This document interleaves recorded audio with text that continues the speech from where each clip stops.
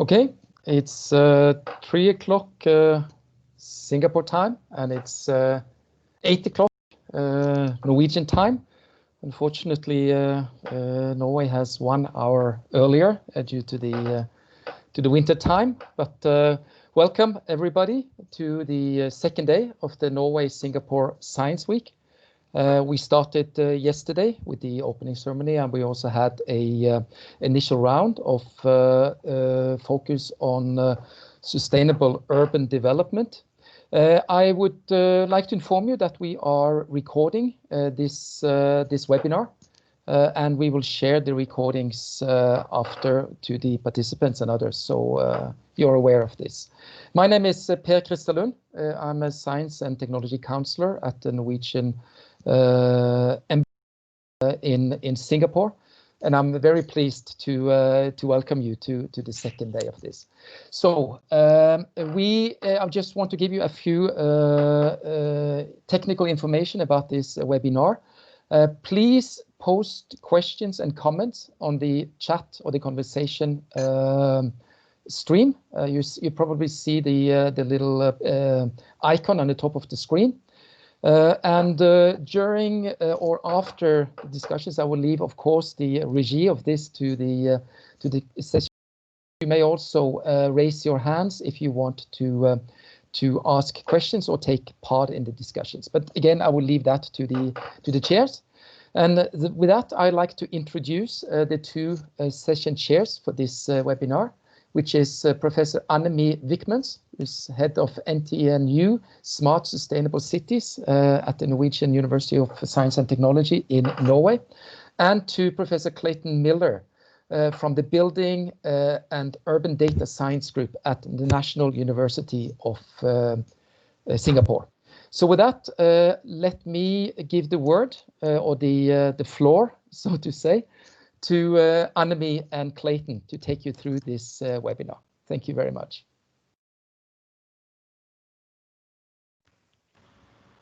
Good morning and afternoon, everyone.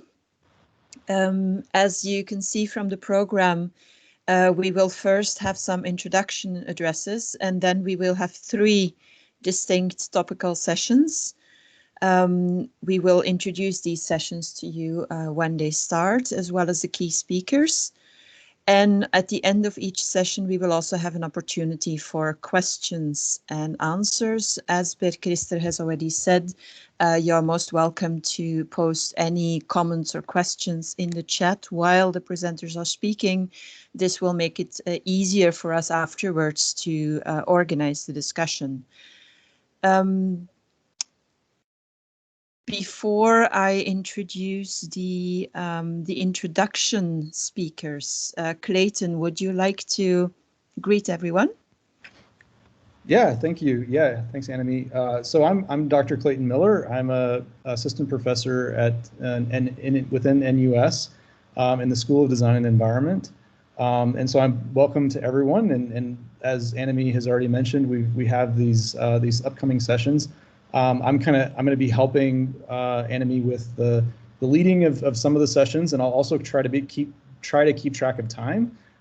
So I'll be maybe chiming in if the time goes a little too long on any certain part of today's session. We've got three hours, which seems like a lot, but we actually have 9 speakers or more, not even including the opening introductions. So a lot to pack in here, but we have budgeted quite a bit of time for Q&A and discussion, which we think is very important. So I'll just be reminding people about the length of time. So each of the individual speakers should be around 10 minutes. So it doesn't have to be exactly stopping at 10 minutes. We have a little leeway here and there, but I'll try to help manage the time for the sessions. Great. So then just very, very briefly about the topic for today's sessions. When we were given the opportunity to organize a session, Clayton and I were very happy to be able to work around smart cities, and especially the part where, the smartness, the digital enablement allows us to co-create You know, we're always talking about people-centered, demand-driven solutions. It should be sustainable. We should be climate neutral or positive energy. How is it we are working with this in practice on the ground? And how do we create these cooperations between different types of sectors and actors in order to make that work in the long term? And that is where we see that Singapore and Norway have made extensive progress in the past years and even decades. And we see that there are a lot of similarities and complementarities that would make it extremely beneficial for us to cooperate much more dedicated on this topic. So this is what we're hoping to achieve today, to look for these specific challenges on which we could cooperate in the constellation, both with public sector, private sector, civic organizations, academia, and to see how we could make this work. And both Clayton and I, on behalf of our universities, are willing to be a driving force to develop that cooperation further. That is also why we are very happy to have two distinguished introduction addresses by the leaders of our universities. And I would like then now to introduce the first introduction speaker, Professor Khee Lam. He's the Provost Chair Professor of the National University of Singapore, and works within the Architecture and Building Group. Professor Lam, you have the floor. All right, thank you, Annemie. First and foremost, very good morning, a very good afternoon, ladies and gentlemen. On behalf of the School of Design and Environment in the National University of Singapore, thank you so much for your kind invitation for us to participate in this Norway Singapore Science Week. We are very excited and thrilled to continue to do this collaborative venture with you.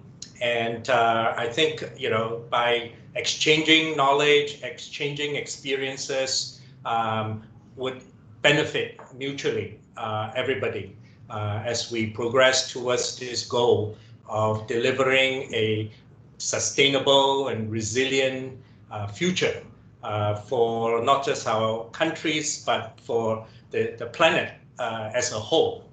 I'm particularly recognize that a lot of thought has been given to the topic, the theme of this afternoon. I think all the keywords are all very well captured. Starting from the fact that you center everything on people. Because at the end of the day, we are the ones who are doing it, and we are the ones who are receiving the impact of what we do. So we need to continuously be reminded that what we do is also what we is going to impact each one of us, not just in our professional life, but in our family life and in our children and our grandchildren. So with that sort of awareness that every action that we do needs to keep that in mind, that sustainability and future-proofing, if you like, our society, our city is going to be critical. So obviously, I have said in several occasions, cities are not smart. It's the people in the city that are smart.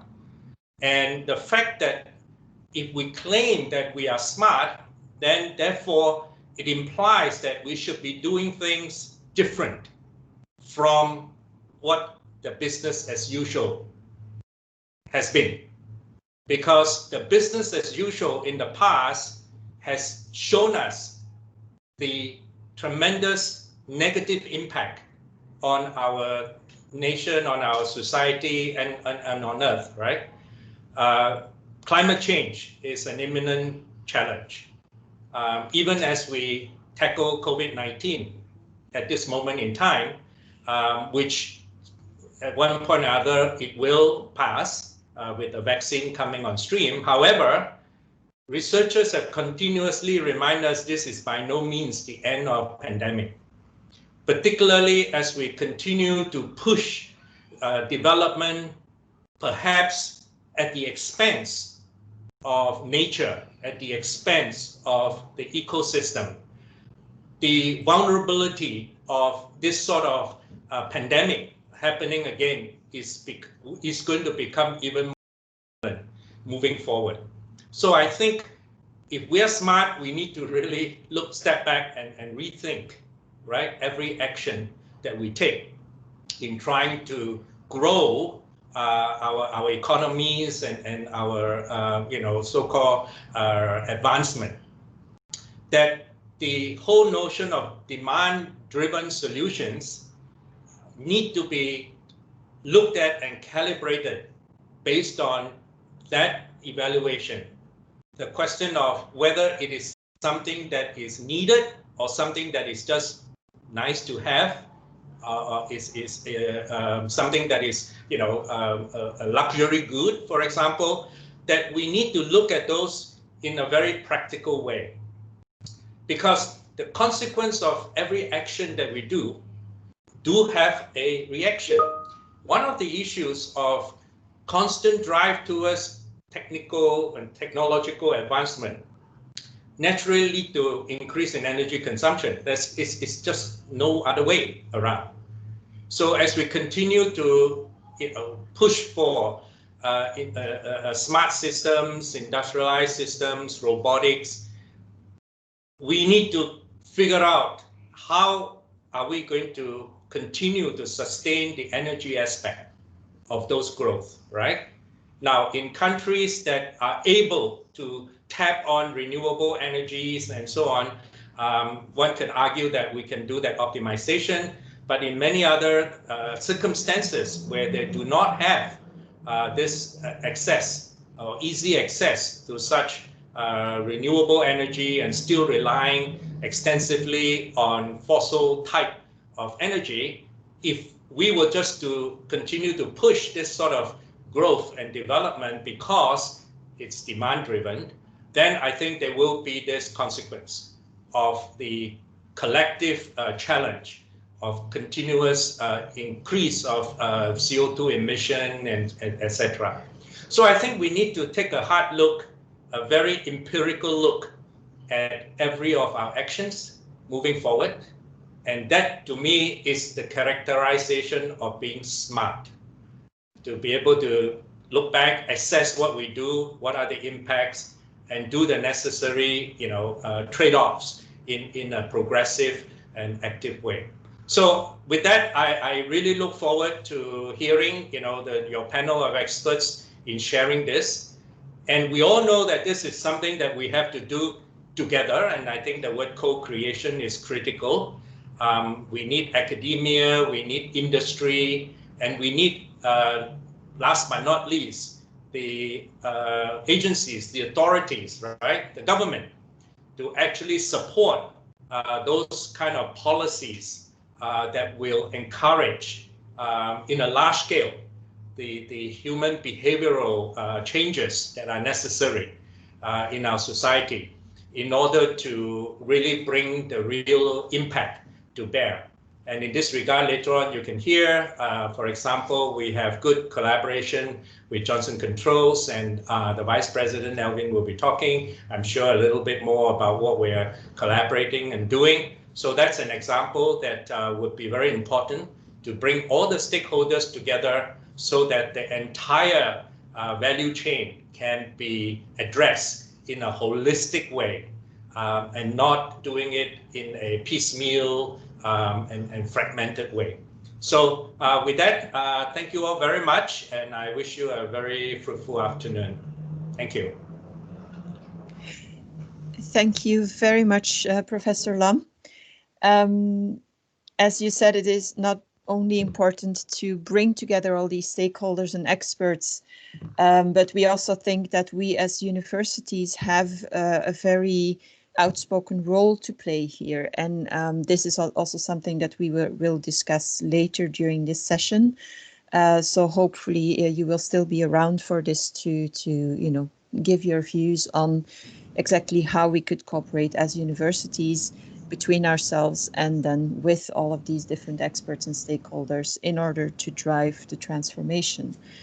Now I would like to give the floor to Professor Bjarne Foss. He is the Vice Rector at NTNU. He's responsible for research.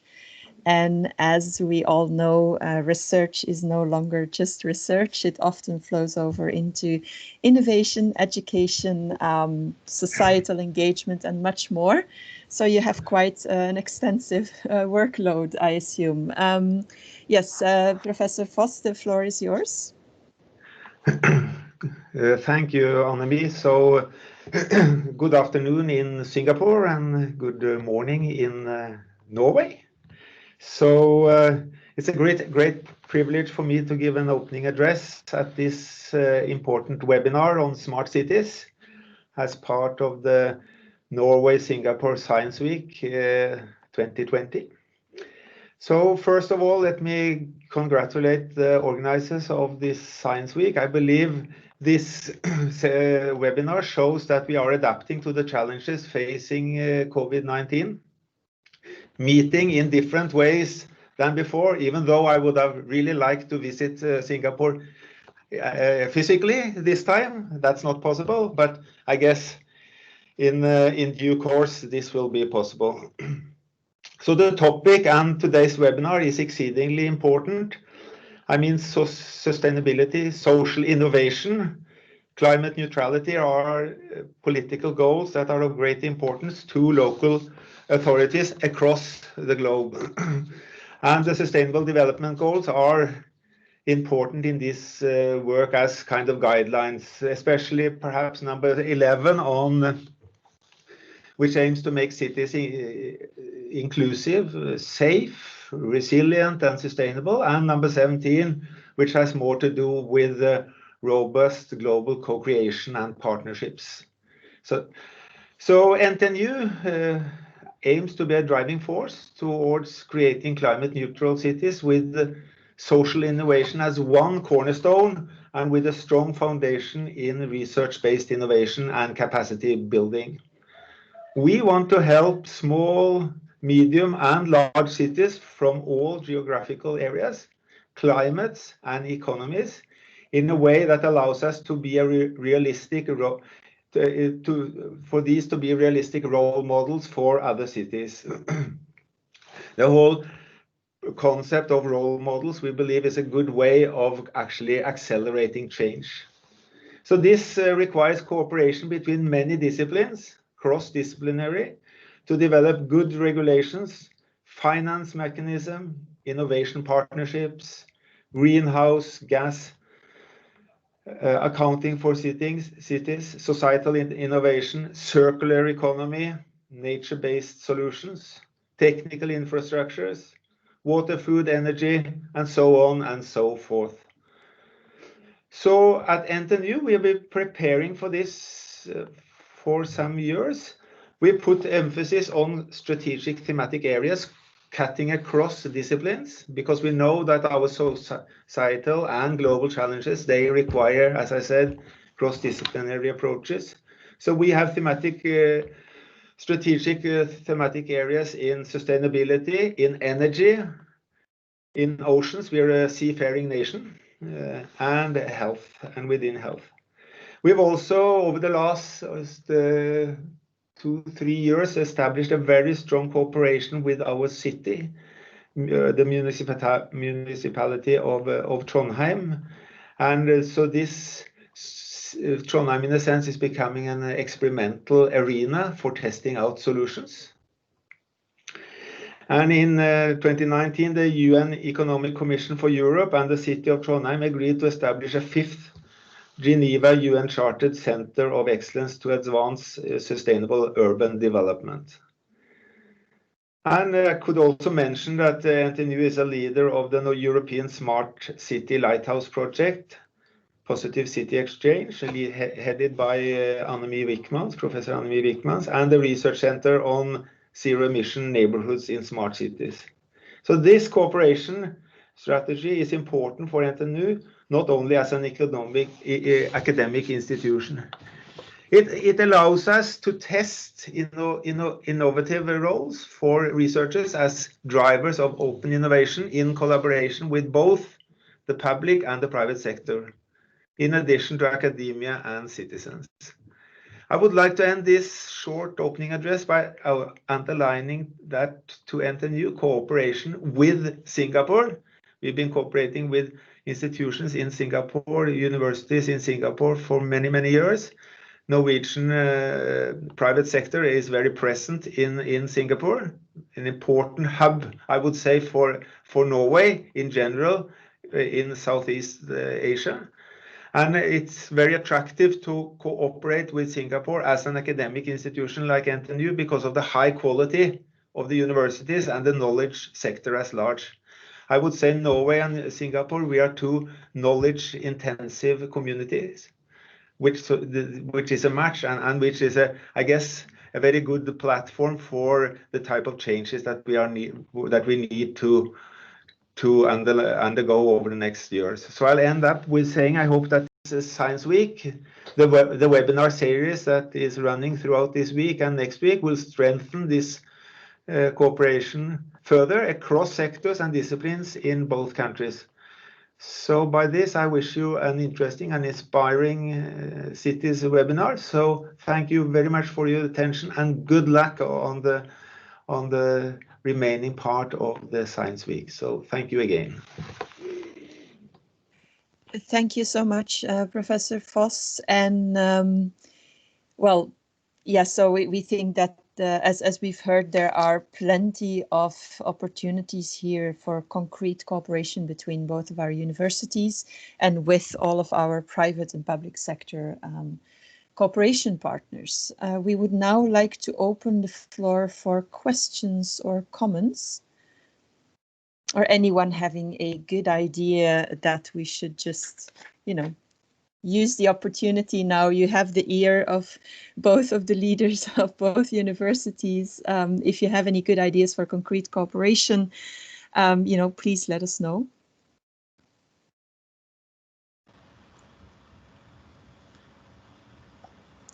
I have a question for both of the speakers, Sure. Just to get it kicked off. So thank you to both Professor Foss and Professor Lam. I think you guys both brought up the concept of interdisciplinary research. Dean Lam, you mentioned the holistic approach to cities, and Professor Foss, you mentioned the themes, the research themes in general that you have in your university. I was wondering if you both could kind of expand upon that, because there's obviously tons of benefit, as you guys mentioned, of trying to get these different disciplines to work together. And in cities, you've got architecture, urban planning, engineering, but you also have medicine, public health, social sciences, all these different things.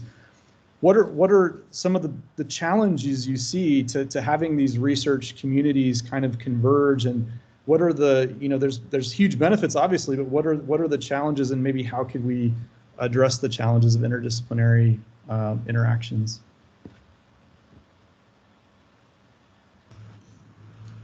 Professor Foss, you want to start first?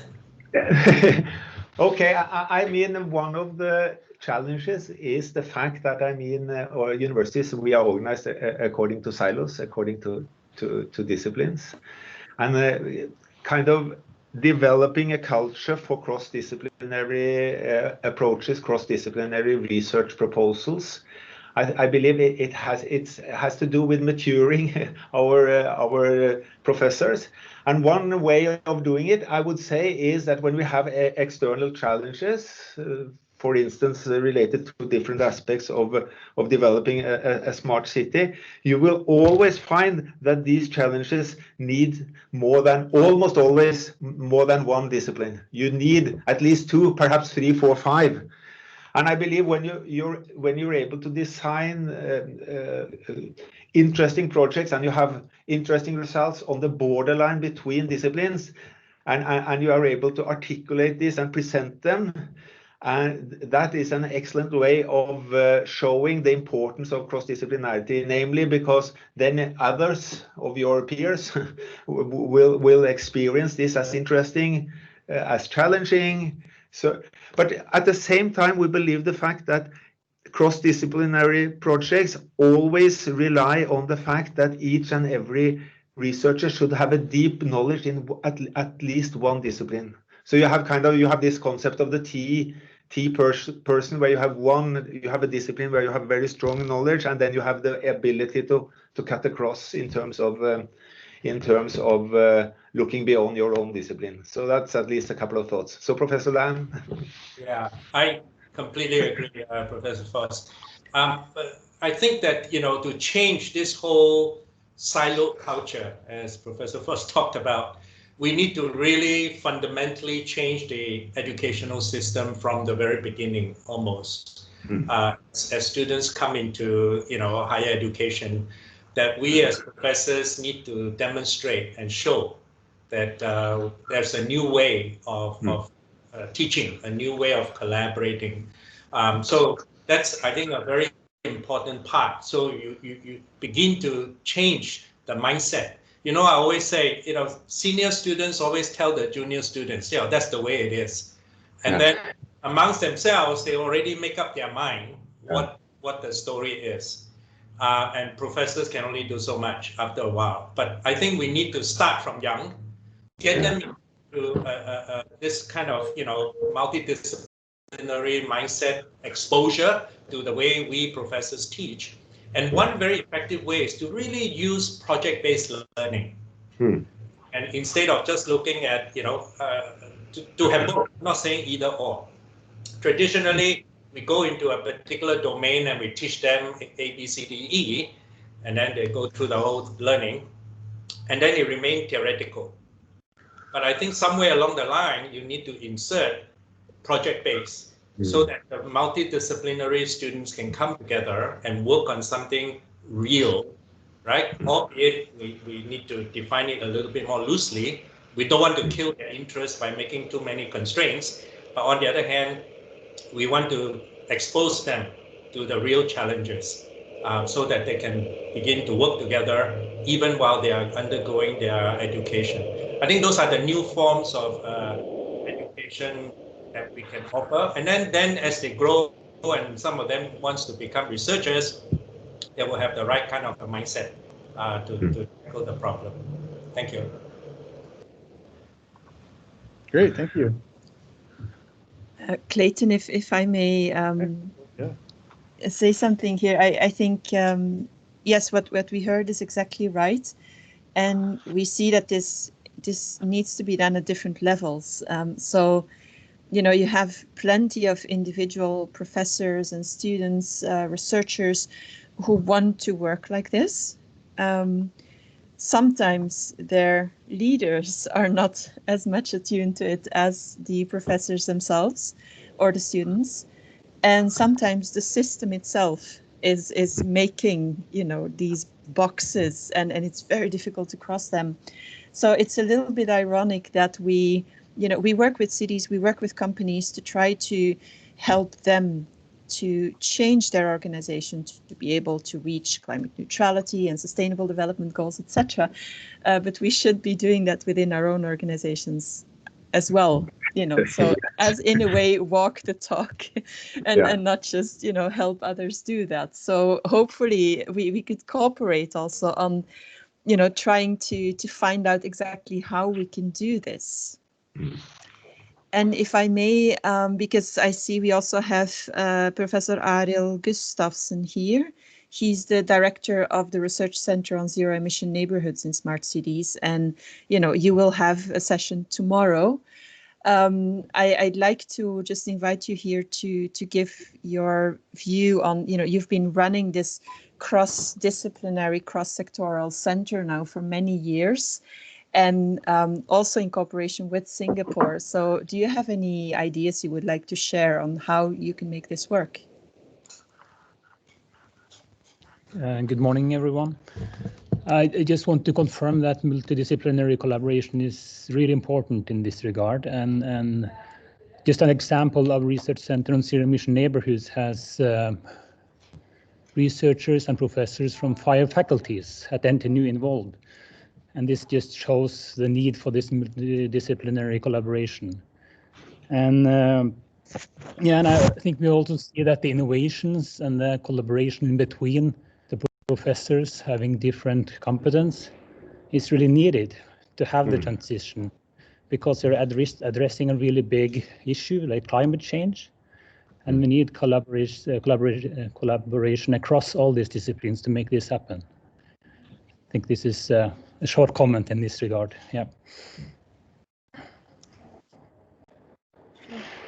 Professor Foss and Professor Lam, do you have any feedback or additional thoughts on this? Just Bjarne, Foss, just one final comment on this. Of course, there is an issue here which has to do with the incentive system for researchers, which is not too easy. You need to have channels in order to publish your material. You need to have, say, high quality, highly regarded journals within, say, the field that you are investigating or researching. So that is also an issue in this respect, and in some sense not a showstopper, but it kind of hinders this kind of development. So that is also one thing that we need to take into account. Anyway, my last words would be I'm very much looking forward to visit Singapore, and I'm also looking forward to visits from you to NTNU and Norway. So thank you. Yeah, well, just thought I completely agree with Annemie that we need to walk the talk. As professors, if we do not practice what we teach, why would the students listen to us? And therefore, we're particularly pleased we had here in Singapore and in NUS the opportunity to build a net zero energy building, which is the picture behind me, the first one in Singapore. That we are able to achieve that real goal in a real way. And not only is it energy, net zero energy, but it's also certified for wellness, to support wellness of its occupants. So now that we have a real example where the students actually learn in and work in, I think that really makes a big impact to be able to expand their mind that it is doable. And it also it's a very powerful rallying point for all our professors as well, because they are all also collaborating in realizing that project. So it's a benefit for everybody. So I think in campuses around the world, we should seek opportunities, whether it's a new build, in this case it's a new build, but we also have other existing buildings on campus that we can retrofit and make it into net zero or super low energy, we call it here in Singapore, to be able to show and tell our students how it can be done. Thank you. Good. Do we have any additional questions or comments? No. Everyone perfectly agrees and is ready to, maybe during the session we could ask the audience to just think about, how can you, in your position, in your daily work, make that change? Where could you contribute to make this type of cooperation happen? And then, inspired by all of those wonderful presentations that are going to follow. And then at the end of the session, when we are talking about the role of universities, maybe we could, try to bring it up again and see if people have come up with any good ideas for continuation. With that, then we are even ahead of time. Wow. Oh. I would then like to hand over the word to Clayton. You're going to lead the next session. Yes, absolutely. Yes. Thank you. Thanks, Annemie, and thanks, Prof. Lam and Professor Foss for your insights. So we'll now move on to the first session for today. We have about 45 to 50 minutes to cover content from 3 different speakers. A couple of the speakers I'm pretty familiar with from here in Singapore that I'm quite excited about, and then another speaker from Norway, which I'm unfamiliar, but I'm excited also to hear from. So the theme of this first session is really it's capturing kind of the IoT, data science, big data. I mean, kind of insert the buzzword here type of situation. but really trying to dive into different aspects of these buzzwords and how they can actually be applied, and what are the impacts of these technologies, these emerging technologies. We've seen these things, we've seen these different concepts transform other industries like advertising, retail, and things like that. And so really the rest of the industries out there are starting to emerge as using these technologies to change the way things are done. And so cities and the application of IoT, data science, et cetera, to cities is something that we'll explore in this first session. So we have 3 speakers today. I'll invite our first speaker today, Alvin Ng. Alvin is a vice president at Johnson Controls, and today he will be giving an overview of the OpenBlue Innovation Center, which is one of the new labs that we have in the School of Design and Environment, or in NUS in general, that we're really excited about. So Alvin, if you can go ahead and share your content. There's a button where you can actually share your screen, and go ahead and give your presentation. Hey, hi, Clayton. Hi, team. Thank you so much for the invite, and really excited about the discussion here. And again, Prof. Lam and Clayton, really appreciate.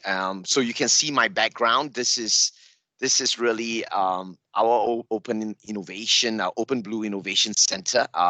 This is a partnership with Singapore Economic Development Board of Singapore. And together with NUS, and especially School of Design and Environment, and with great support from Prof. Lam and Professor Clayton as well. All right, so let me just quickly, and Prof. Clayton, I do have, I guess, 10 minutes? Yeah, roughly about 10 minutes, but we are ahead of schedule, so we're doing okay for time. So, but around 10 minutes, good. Okay, around 10 minutes. So maybe let me jump a bit because in the spirit of timing and all that, and then if there's any questions, I will move back. So just to quickly share, this is our partnership with the university, NUS, National University of Singapore. And I think, again, sorry, just to introduce myself quickly, as what Clayton said, I head up the digital business, which is software, platform, and AI for Johnson Control across APAC. Been a great, NUS has been a great partner of ours, and then I'll kind of elaborate a bit on how we think about partnering and how we are evolving the partnership. All right, so if you can see from this chart, and I'll spend some time talking about this, and that's really our innovation center that we have built jointly with NUS. So number one, we do, on the top right hand, we do a lot of research and innovation. So the idea is to be more evidence-based and quantified-based and more scientific-based approach to the whole concept of how does wellness, science, and building science intersect, right? To really look at the data platform in terms of how we think about ingesting, harnessing data from the built environment, right? And then we are putting in a lot of work around operational aspect and optimization aspect of the whole total building life cycle performance. And then we are also looking at, from a research standpoint, looking at how do you walk the journey towards both net zero carbon and net zero energy, right? And what does that mean in terms of building technology? What does that mean in terms of people and process, and help our customers and help Singapore to walk that journey towards net zero? Okay, so that's the research and innovation arm. We do have the solution innovation and co-creation. We do have a lot of partners here that we actually collaborate, and I really welcome any of the partnerships. I guess between Norway and Singapore.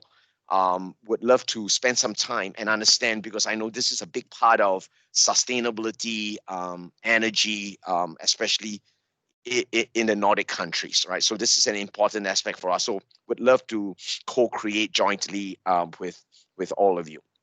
And then we have what we call an ecosystem orchestration, right? Where we look at startups, we look at companies like architectural companies, Steelcase, which is a furniture, IoT furniture company.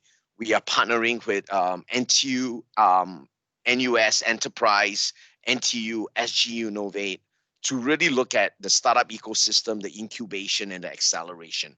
And then lastly, we do a lot of work with Microsoft, with Google, with AWS on both our platform and solution engineering, creating what we call the single pane of glass, and creating and adding a lot of wellness and sustainable capabilities, really from an application standpoint, right? So yeah, so just to give you a perspective of what we are trying to do, but the real vision, it's really around this concept, right? That NUS and Johnson Control is to jointly build a blueprint for human-centric connected spaces of the future, right here in the School of Design and Environment, right? And we think the world of built environment, we think of it in three big buckets, right? Where there's technology, there's space, and there's people. And in reality, human centricity is really at the middle, right? And I'm just calling out people on the side is because we believe that in a built environment, there is all this intelligence, this I call it kind of the 6 points of intelligence: building and environment intelligence, security intelligence, wellness intelligence, behavior intelligence, mobility and spatial intelligence, and how all these data points are now coming and intersecting together to create what we call the cognitive resilient building space of the future. And this is the work that, you know, and we've been very blessed to have our innovation center here in partnership with the university and Prof. Lam's team, is to really look into how does this intersection point create new and differentiated outcomes for our customers. So to take and accelerate the translation of some of the thought leadership, the research work that the school does today, some of the existing solution that we have, how do we bring that together and how do we partner and bring to the market? And I think Prof. Lam earlier talked about ecosystem, talks about that we live in a world that we want to bring different set of capabilities and create really an open environment where innovation exists and where the collective intelligence of both multinational companies like us, the universities, the government, and how are we coming together to really create that ecosystem to serve those outcomes of both our customers and of the built environment. All right. And so one of the very interesting fact is, and as we build the environment in our partnership with the school, they have a lot of already inbuilt sensors in the building, and we are leveraging that sensors to begin to measure, monitor, and create that whole adaptive environment, leveraging the data and the software that we have in this couple of key areas, from indoor air quality to biophilia to noise and acoustic, thermal comfort, good lighting, interior design, and how does all this come together to really drive what I term the financial outcomes of organization through the productivity of the occupants, through the well-being of the occupants, is what then drives that key financial outcomes for those companies. So I'm going to stop here, Clayton. I mean, if there's any more, but I think we I can go on for the next 1 hour, but I think that there is really very exciting work on research and innovation, especially in a built environment, because with post-COVID, it's no longer nice to have, but a must-have to make sure that, it is safe, secure, and sustainable for people to come back to the building, come back to the offices, and therefore making sure that these attributes of the built environment is now becoming more and more critical to be in the hands of an occupant so that he can have that personalization and that choice, whether he can come back to work or not. All right, back to you, Clayton. Absolutely, excellent. Thank you, Alvin. That's a great perspective. Yeah, from the industry side and towards the collaboration with us, with the researchers that we have at NUS. So that's a great perspective. So we'll move now over to kind of also from the academic perspective. We have Assistant Professor Angel Su. She is from the Yale-NUS College. She's the director and founder of the Data Driven Lab at Yale-NUS. So I'll pass it over to Angel. Once again, we have plenty of time, so around 10 minutes is great. We have plenty of time for Q&A at the end. I'll just remind everyone, please leave your questions in the chat for the end Q&A, and also you can raise your hand at the end. So with that, I'll pass it over to Angel. Okay, thank you so much, Clayton. And I'm going to try to share my screen, but I haven't had the best of luck with screen share, so hopefully this works. Okay, well, as Clayton mentioned, I am an assistant professor of environmental studies at Yale-NUS College, and we're an independent liberal arts college that was founded by Yale and NUS. And so today, Clayton asked me only to give 10 minutes introduction to some of my data-driven works, and that's really hard to do. So I sent him 25 slides, and I know I don't have time for that, but I just wanted to highlight 2 quick projects. But first, a little bit about my research group. So we are at the intersection of data science, quantitative analysis, data-driven approaches, and pressing environmental policy questions like climate change, air pollution, energy, and particularly at the intersection of urbanization. So a lot of my work is focused on the urban environment and how we can use data science to evaluate climate change performance and also impacts within these contexts. So 2 projects today. One is the Urban Environment and Social Inclusion Index, where we're using high resolution satellite data, so big data, to evaluate how cities around the world are performing on Sustainable Development Goal 11, which has this charge for cities to be both sustainable and inclusive, but at the same time didn't actually provide data to do that. And then the second is a larger research agenda that's focused on what the contribution of cities can be to global climate change mitigation. So I just want to talk about how we're applying data science in both these contexts. Project I mentioned, we are actually measuring, and we provide the first spatially explicit index to evaluate how cities on a neighborhood by neighborhood scale are performing on a range of critical environmental issues, from air quality to climate change, water, urban ecosystems, and transportation. And so we're using both crowdsourced data, so this is volunteered geographic information data through OpenStreetMap that people are contributing. So we use that as a data source, but then also from satellites, so Earth observation data from satellites that can provide information on land surface temperature and also air pollution. So our PM2.5 air quality indicator is also satellite derived, and the tree cover indicators are also derived from satellite information. The latest version of our index, which we just launched at the World Urban Forum in January, evaluates 165 cities around the world. And for every single city, so here's Singapore, for example, we provide on our website a dashboard to show how cities on a neighborhood by neighborhood scale are performing on these issues. And then you can see on the spider plot on the right, how each neighborhood then compares according to the city as a whole. So this is a useful tool that we hope cities can use to be able to drill down into the specific environmental issues and understand how they compare across the whole city, but then also globally compare themselves to other cities around the world.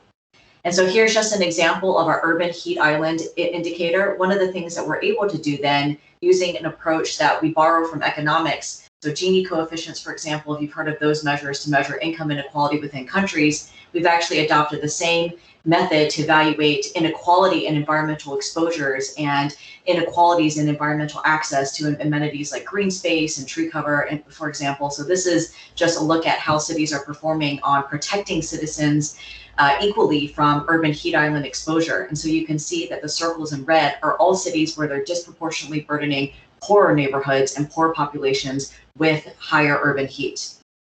And when we summarize these metrics and we look at cities as a whole, what we found through this large-scale data analysis that the majority of cities that we evaluate are burdening poor populations with environmental harms and disproportionately disadvantaging these same populations with lack of access to sustainable transit, green space, clean air, and protection from climate change. So that's indicated by the fact that we have a lot more of these cities on the left-hand side of the quadrant. It's a little bit crowded because we have a lot of cities, but you can see that there are some environmental leaders like Vancouver, Copenhagen, Wellington. I'm not sure if there's any, I know we definitely have Norwegian cities here, but I can't point them out on the map. I should have done that before this presentation. But anyways, so these environmental leaders, you can see actually they're on the left-hand side of this graph, which indicates that they are still disproportionately burdening poor populations. And so they still have room to go to provide equitable access to all of these environmental amenities. So this is just an illustration of this index and the utility, and as a tool to allow cities to track progress on Sustainable Development Goal 11. And we recently completed a US specific case study because in the US, inequality is such a hot issue with the Black Lives Matters movement, for example. So we also use the US Census data to extract for every single census tract, for every 497 urbanized area in the United States, demographic information to then compare, is the urban heat island also disproportionately burdening minority populations with urban heat, and also looking at age demographics as well. So we have a Google Earth Engine app where you can explore all of this data for every single urbanized area. And what we found is striking. So this is the first wide-scale study of disparities in urban heat island exposure by sociodemographics in the United States. And we found that 97% of cities in the US are burdening minority communities, populations of color, with on average a full degree Celsius higher urban heat compared to white communities. And this is a pattern that we see all across cities in the US that's indicated by the triangles compared to the circles here. And just as an example, this is my hometown of Greenville, South Carolina. And you can see that the darkest red and orange areas that are the hottest in the city also happen to be the areas with the highest percentages of Black communities, and also people who are living below the poverty line. So these patterns we're seeing are not just isolated to my hometown, for example, but through cities all throughout the US. So this is just a quick demonstration of how we're using data science to evaluate on a large scale cities' performance, particularly on climate change.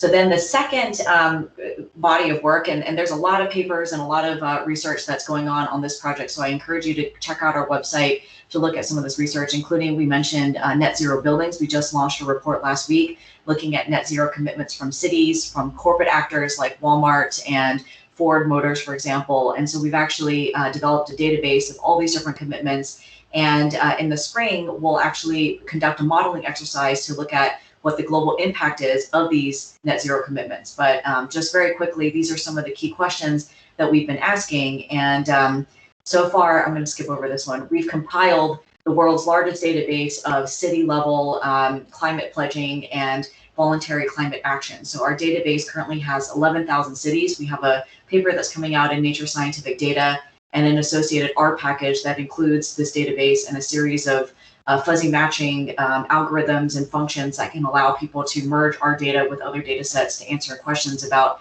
how cities are taking climate action. So you can see, and we use a lot of data science techniques like web scraping, and as I mentioned, string matching in order to compile all this data and to make sense of it.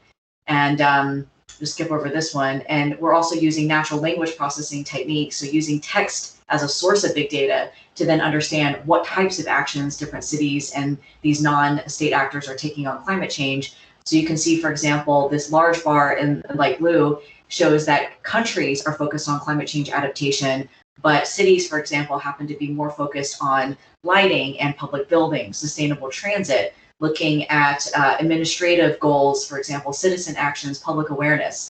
And so we can use the text data of climate action plans and what cities say they're doing on climate change to also understand themes and connections. So this is a network analysis that shows that cities in red in Europe happen to have very similar types of climate actions, but then companies between North America and Europe in blue, and also partially in Asia, are a lot more connected than cities are. Okay, and so then we can take all these different actions and these pledges and model them. So this is a climate scenario of where we're headed. That's the orange line, national government policies. And there's a huge gap between what national governments have pledged and where we need to go by way of emissions reductions in order to contain global temperature rise between this 1.5 and 2 degree temperature rise. And so what we're showing is that these commitments by cities and regional governments and also companies can help fill that gap. And then lastly, I think this is some newest research that we're most excited about, is actually applying machine learning. So now we have all this data that we've collected about what cities are doing. And so this is our latest Nature Climate Change paper, where we've shown that 60% of European cities that are taking action largely voluntary on climate change are on track to meeting their 2020 emissions reductions goals. We're actually combining large-scale data sets from, for example, fossil fuel-based estimates of carbon dioxide emissions, combining those with other predictors, training machine learning models to then be able to say, okay, well, based on the cities that have reported data, can we predict the performance and emissions reduction capabilities of cities that are not providing data? And what would the global impact be if they follow through on their commitments? So that's some of what we're doing most recently to incorporate an AI and machine learning component to our work. Okay, so that was very quick, I know, but we can go into more detail during the discussion. So thanks so much, Clayton, for inviting me to be part of this session. Absolutely. Thanks, Angel. Yeah, lots of really interesting new work that your team is doing. I'm really excited to see a lot of big open data sets and R packages that go with them. And yeah, and lots of interesting global insights that you can pull from that data. So yeah, I hope we will have plenty of time for discussion and Q&A after our third and last session of third and last speaker of this session. So we'll now go over to Joel Alexander Mills. Joel is the CEO of AugmentCity in Norway. And I'll pass it over to you, Joel, to introduce yourself in a little more detail and to give your presentation. Thank you very much for inviting me. It's great to be here. It's be really nice to tell you a little bit about what we're working with. Thank you, Clayton. It's actually your introduction at the beginning, talking about big data and how we understand everything. It fits very well into what I would like to talk about this morning. So I'm going to share a presentation with you, if that's okay. So I hope you can see the screen here. In the presentation here, what I'm talking about is digital twins. And I want to explain a little bit about how we use digital twins to understand data. First of all, I want to say exactly where I am. So I'm based in Ålesund, and I'm really glad to be talking to all of you in Singapore. Singapore's a city I've spent a lot of time in, and I've got to really enjoy Singapore, and I've worked there and actually visited there quite often. So it's great to be sharing some of the stuff we're doing from Norway with you guys. I also want to say a little bit about the background of our company. So our company started 16 years ago on the offshore industry, developing simulation technology for the offshore industry. And it's just the last couple of years we've started to move this technology into smart cities. We're owned 29% by NTNU University, so we're a tight bridge between academia and industry. And I'm going to start off by showing you a little video of about technology and how data is understood and how it's been changing. For decades, human beings have played games against computers. At first, computers struggled, but then they started winning. Blue has defeated world champion Gary Kasparov in an absolutely dominant. And now they've become so dominant that they're raising doubts about the future of humanity. AlphaGo, an AI program that's become unbeatable at the most complex strategy game on the planet. While the game of checkers has 10 to the power of 20 possible outcomes, and a game of chess has 10 to the power of 40 possible outcomes, Go has more than 10 to the power of 80 possible outcomes. AlphaGo is trained to analyze situations itself by breaking the game down into tiny parts and visualizing all possible movements. Okay, so we know that machines are amazing at processing data. And this is something which they're getting better and better at all the time. It was only in the late 90s that first time the best master in chess was beaten, and now things are changing very fast. But computers are good at data processing. Humans are very good at visuals. We're still a lot better at computers at visual understanding, and we work in a visual way. If you look at the picture down on the bottom right-hand corner there, you see a very complex computer model trying to understand and pick out all of the things within those images. They struggle to understand the difference between a person and a car. In that image, I can pick out that guy in the middle there is wearing jeans and a black top and carrying a bag without even thought about it. So humans are incredibly good at visuals, and computers are very good at data. So what we've been looking at is how you make that relationship between humans and data. And we talk about big data, and big data is one of those things which frustrates me all the time, because everybody talks about it, everybody has huge amounts of big data, but we're not using it anything like the amount we should be. And that's because we need to have this better interface between humans and machines. And we're doing this by trying to link together. In the game of chess, the chessboard was the link between the human and the machine. In our world, we use a digital twin to do exactly that. And we've been working with the UN and their Sustainable Development Goals and looking at what smart cities can do. We've been taking down 92 indicators which the UN have come with for smart cities, breaking those down to a city and starting to understand how those KPIs can work across the whole city and what we can use to benchmark where we are and then start to use simulation and animation and visualization to understand how we can move things forward. So this is the UN's KPI system, and you'll probably hear more about this later from Kari and others.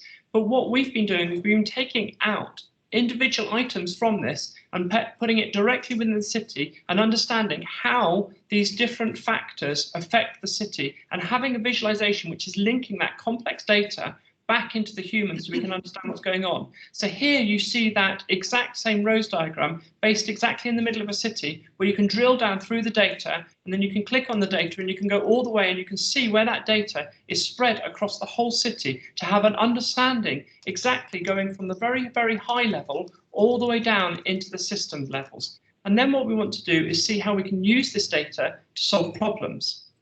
So in this scenario here, we're looking at the ribbon you see through the middle of the city is traffic, looking at traffic data. The mountain you see in the background isn't actually a mountain, but it's showing sound pollution as a colour over the airport.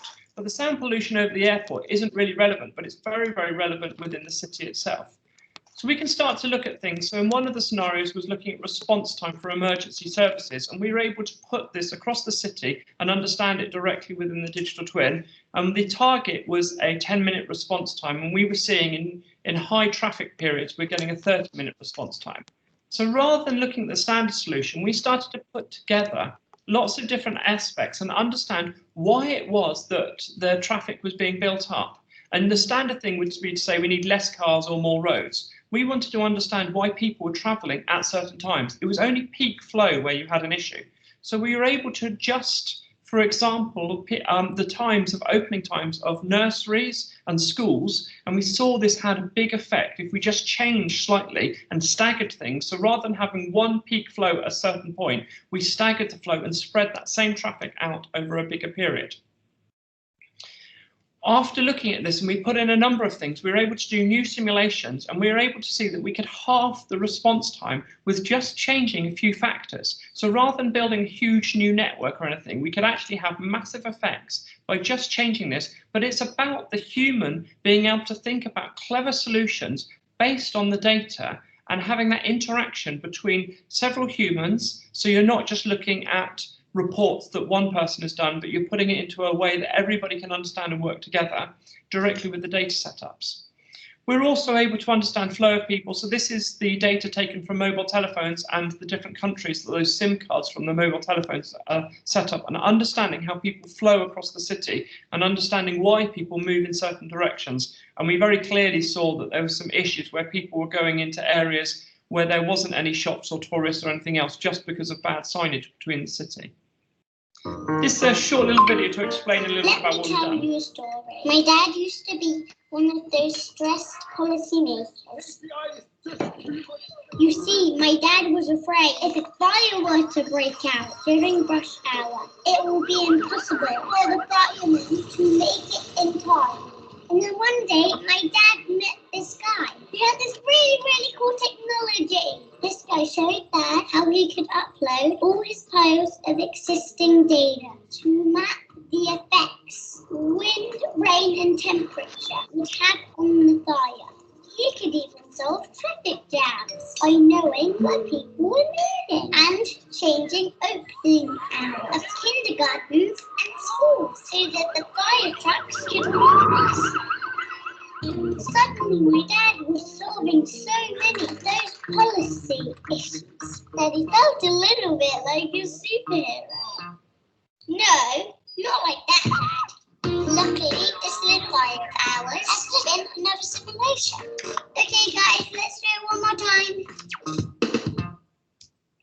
Okay, so that was a little video to explain the idea. Now, we've been doing this with a number of different cities, and actually through this COVID time, it's been a very interesting time to do this. We've been bringing in big data from all the cities and understanding the movement of people around the cities, obviously in an anonymous way. And we've been understanding how different cities have coped with this and how lockdown has been affecting the different cities. And we bring in data from the mobile telephone companies, from traffic data, from parking data, and putting all these things together. And we're still modelling this with just a few test cases, but we've got about 15 cities we're working with where we've built up big complex digital twins to be able to put in all this data and have that interface between the humans and the machines. And more, we're interested to work with as many people as we can to get more data sets. And as I said earlier, the focus for us has been basing this on the UN's KPIs to really understand how we can find the areas where cities are struggling and really help them to try and make some solutions within those areas. And some areas aren't easy to change overnight. It's going to be a longer process, but we can find the low-hanging fruit, the easy things, and then we can look at the more difficult things and understand where we are. How are you meant to solve things if you don't know where you are today? So we're working with lots of different projects across lots of different areas with lots of different cities, and I won't dwell on that. But what I want to finish off with here is today we're trying to solve so many problems. And it's like we're playing a game of chess, but often we are working with one department, with one area, and we're one piece. We're one piece of chess and we can't see the rest of the board.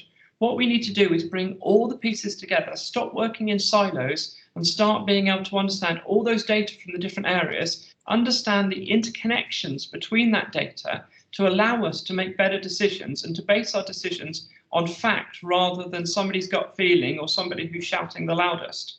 If we can start to do that, we can see this full picture and we can start to move the things around and we can really make some changes. And people are always saying that maybe we don't have all the best data. But we're sitting on so much data. I think if we just used 10% of the data we have today and made it into a way that everybody could be interacting and using, we could really make some big differences. And we've got to work with a top-down approach rather than a bottom-up approach where we wait for everything to be perfect. If we can put in what we've got and we're open and transparent with what we've got, we can really start to make changes. So this is an island we're working with, but what we want to show here is how you can take that island and instead of using a chessboard like we showed at the beginning, we can be using our digital twins to actually have an understanding of where each one of those pieces are and how we can move those pieces around within our digital world to simulate different solutions so we can predict our future and understand exactly what's going to happen when you bring in so many different aspects of this different journey. So we can look at on this on a city level and we can move all the pieces around to have a really good understanding of what's going on within this. So this takes us to a city level solution.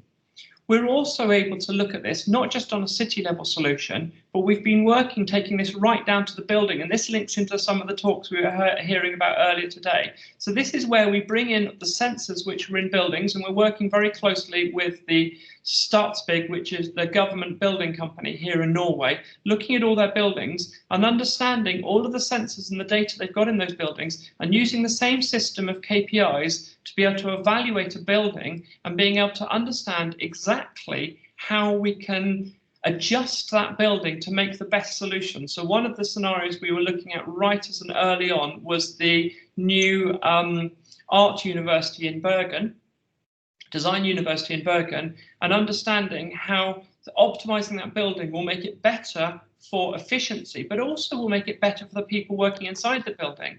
The building today is set up, although it's got sensors, the heating and the aircon go off at 5 o'clock in the evening. Now, as we all know, art students aren't very good at working a 9 to 5 day. It is quite often that they'll want to be there in the evening. So they're there in the evening in a cold, badly ventilated building, which is a modern new building. So we can start to analyze all of those aspects in a very simple way and have a high level understanding of what's going on in that building and optimize it to really give the best solution. So this can be done on a building level, on a city level, or even a country level. And we're starting to see how we can really use these technologies to allow us to understand what's going on and to have a simple interface. Often the people making decisions are trying to sort through information from so many different areas and they need to be able to have a very simple interface to that complex data. And that's going back to what I said at the beginning, this interface between humans and machines. And I think I've probably used up more than my time, so I'll say thank you very much, and I'm looking forward to the discussions at the end, so thank you. Excellent. Thanks, Joel. Yes, we are on time. We've got a little more than even 20 minutes if we need it for discussion in this panel. I think as I kind of if you have questions, please put them in the chat or raise your hand. I think this is a great opportunity to ask questions related to IoT and data science, especially since we have 3 people from kind of different perspectives, academic, we've got the large sort of multinational company perspective, and we also have now sort of the spin-off startup company perspective as well. So would anyone like to kick off with the first question either in the chat or through raising your hand and just turning on your video? Looks like we have Mohammed Hamdi. If you want to go ahead and turn on your video and your voice if you want to ask the question. Yes, hello. Good morning and good evening for everyone. And do you hear me, right? Sorry? Do you hear me? Yes. Yep, we can hear you. So this, okay. So actually, my question regarding to last presentation about digital twin. In building performance simulation or building simulation, usually we have a validation tests for tools. So if we use simulation tool, there is usually validation tests. And I would like to ask if there is a way to validate digital twin tools in future, because it's very comprehensive, very complex. And as you mentioned, there is few cases where digital twin is implemented. But if there is a way to validate this tool, then it sounds trustworthy for decision makers. This is a question in simple. Really, really good question, and very, very important point to that. So some areas, it is very easy to validate data, and you can show the sources and explain exactly how it's put together. The whole point of the digital twin is allowing co-simulation. So you can bring in data from many, many different data sources, and we want to, as much as possible, use industry standards and known techniques for validated data. But the whole point of this is that the data must be as transparent as possible, and we need to explain exactly where data is coming from. So even good validated data may have issues with it, and it's better to be able to put in data and be able to show things so we understand where things are coming from. But it's very, very important we show the data sources, we show where it's coming from and how it's being used. So, for example, we link into different things. So the National Statistics Bureau we're using data from, and we understand how we're using that data. And in that stage, we're showing what validation process has been going on with that.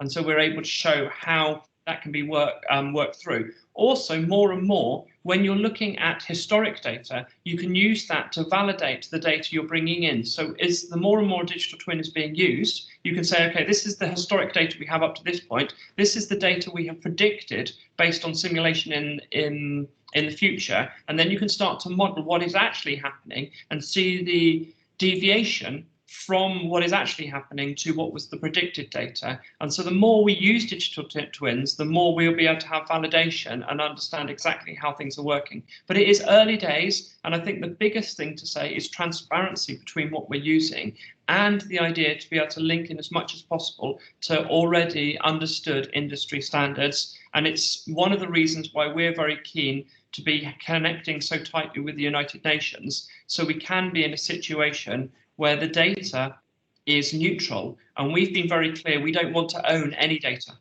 We want the cities to own all their own data and to be putting their own data in. And the more and more they can be responsible for their own data, they will understand what the weaknesses and the strengths of that data is, and it can be much more neutral. So very, very important question, but it's about transparency the whole way through. Yeah. Hope that's an answer. Yes, it's possible to continue? Yeah, sure. Yeah, you can. Yes. Yeah. Okay. So also, I would like to check with you if do you also agree there is a need for a big initiative like international one to make a validation test, which is like standard validation test for coming digital tools? Because for me, maybe I forgot to introduce myself. I'm associate professor in the Department of Civil and Environmental Engineering, and I teach about building performance simulation. So in building performance simulation tools, which is several tools, there is validation tests like PES test, and we take all these tools to be validated one by one under systematic approach. If we talk about digital twin, as I understand, it's mixed between several tools about simulation, automation, IoTs. So it's a lot of things combined together, but there is no, let's say, standard like digital twin tool, which it will be complex to how to validate these specific tools, which we can expect it will come in future. So until now, I think digital tools are mixed between existing tools plus, of course, additional tools. But how do you see this can be done or can be validated in a systematic way, like what happened previously in building performance simulation tools? I think that there is absolute a need for this. So yes, I am completely positive to your comment about there being a need for this. And I think it's something which needs to come in line with the development work. So I think what we need to do is make sure that there is validation techniques, but also make sure that the validation techniques aren't slowing down progression. So we work with what we've got, but we also use validation techniques to bring these things forward. Now, as I said right at the beginning, very briefly, we have come from the offshore oil and gas industry, where there is a huge amount of validation techniques used within digital twins. And we're trying to learn and use as much of the same methodology which was used within the offshore oil and gas industry within cities, because there is surprisingly large crossovers between these different areas, and I think there would probably be the same with buildings themselves and some of the things you're talking about. I can openly say I'm not an expert in that, but I definitely think that there needs to be some good validation techniques. I think we need to learn and not reinvent the wheel, so we need to learn from all the other industries which are around and use these same solutions to try and push forward a solution here. But I think we need to make sure that we're accelerating these solutions rather than holding things back, and make sure that we're working with neutral parties to allow this to progress. So I really, really do think there's a need for this, and I'm very glad you brought this up as a topic. So thank you. Thank you. Very, very interesting discussion. I think Annemie, you have your hand raised. Yes, I was just actually trying to, link the different parts of the session together. You could immediately see how they could connect. Maybe starting from, yes, almost every city has a climate action plan. Not all cities, but most of them do. And even within Europe, we know that, more than half of these are never operationalized. They just stay, theoretical plans. They are not developed in the right way necessarily, or they are developed with the best intentions. And then it turns out they can't be funded, or there is no support on the ground, or etc., etc.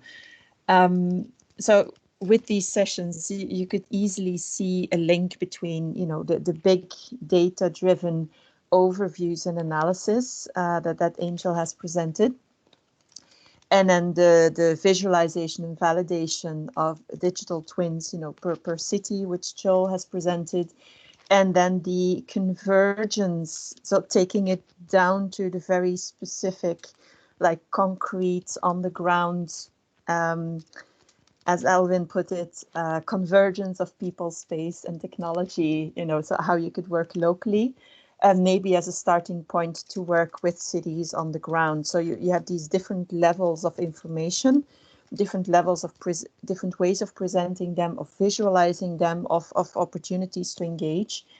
So the question to everyone is now, so are you in your work currently combining these different levels of scale and these different types of working? And if not, do you think this would be useful as something that we could try to instigate? And second, in your work, are you working with any funding or finance organizations to see how your work could help create the investments that are necessary to make the climate action plans operational and to get them implemented on the ground? So can your work help get funding and finance for cities to implement this work and to qualify it? Big question, sorry. Clayton, could I start? Yeah, go for it, yeah. Okay, great. Well, I just want to say, Annemie, like I really liked your articulation of this multi-layered approach and the ways that our presentations fit well together. And not having known Joel or Alvin, like Clayton, you did a fantastic job coordinating all of us because yeah, it made a lot of sense. So in response to your question, I think that that's exactly what's needed is really connecting the dots at these different scales. For myself personally, I work really closely with the UN Framework Convention on Climate Change, the UNFCCC, their Global Climate Action Team. And so my group provides a lot of the analytic support for them on what cities and regional governments and then also what companies are doing on climate change. And so we work very closely with them and also the networks of cities. So the Global Covenant of Mayors and Energy, for example. They're a network of 10,000 cities around the world, C40 Cities for Climate Change Leadership. And so I think what our analysis and our research does is I think provides, as you said, that big picture overview of what's happening and who's doing what and where are the gaps in knowledge and in data, and then what is the impact to be able to demonstrate to policymakers, particularly at the intergovernmental and international scale, the relevance of these actors to climate change contributions and to global sustainability. And so that's where I see a lot of my work. But then, I'm only one person and I primarily work with students. And so it's really difficult for us to then take that next step of translating a lot of the knowledge into action. So that's where we really rely on our partners. And I think exactly as you said, this investment piece has been discussed quite a lot in these policy circles. So if you had this type of platform with the information and you knew who was doing what and where the challenges existed, could that serve as a matchmaking function to then pair these city actors with the finance and the technology partnerships that they need in order to implement? And I think that's exactly what some of these networks are doing, like C40 Cities for Climate Change Leadership. And I think the UN also, to some extent, is trying to play this role. But I mean, it moves incredibly slowly. I mean, I'm thinking about like Toronto had this partnership with Google where they were going to have like this totally data-driven city, and that kind of fell through. And so, like, I think there's a lot of it's really challenging. But I think that that's absolutely what's needed. And actually, I think that's why Singapore is a really exciting place to be working on this kind of research, because we have the scale and I think the right environment to be able to do both, like really, I think the work that Alvin's doing, like directly in partnership with universities and bringing business together and co-creating a lot of that. And me being kind of on the academic side, still being able to have a role in helping to shape some of the agenda for the research and policy.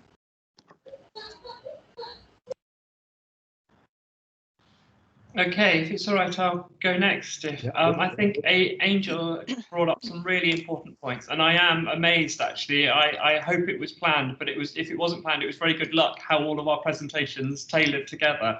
So that was really, really nice. And I think I can say from our side, there is a lot which has to be done and a lot of steps which need to go forward. But actually, the visual side of stuff does allow you to have a red thread through everything. You can look at things from the very micro scale down to one individual item, all the way up to a world view. So actually having that visual idea allows you to have that jump between scales and be able to have some parts where you have high level detail and some parts where you have very low level detail, and to move between those different aspects. And I think that's something, I mean, you mentioned the concept with Google and Toronto. I think often people set themselves a task where they're trying to solve everything, and that's always going to be difficult. If we can say, okay, well, we already have a map of the world and maps of these cities, let's look at different areas and let's start building upon something which we can then build more and more on. And that's why a digital twin, I think, is a very powerful solution here, because it's not something where you say we've built a digital twin and we're finished. The whole point of a digital twin is it's alive mechanism which is going in parallel to the city itself. So you can add in more and more data over time, and you can start to build up a much richer solution to move these things forward.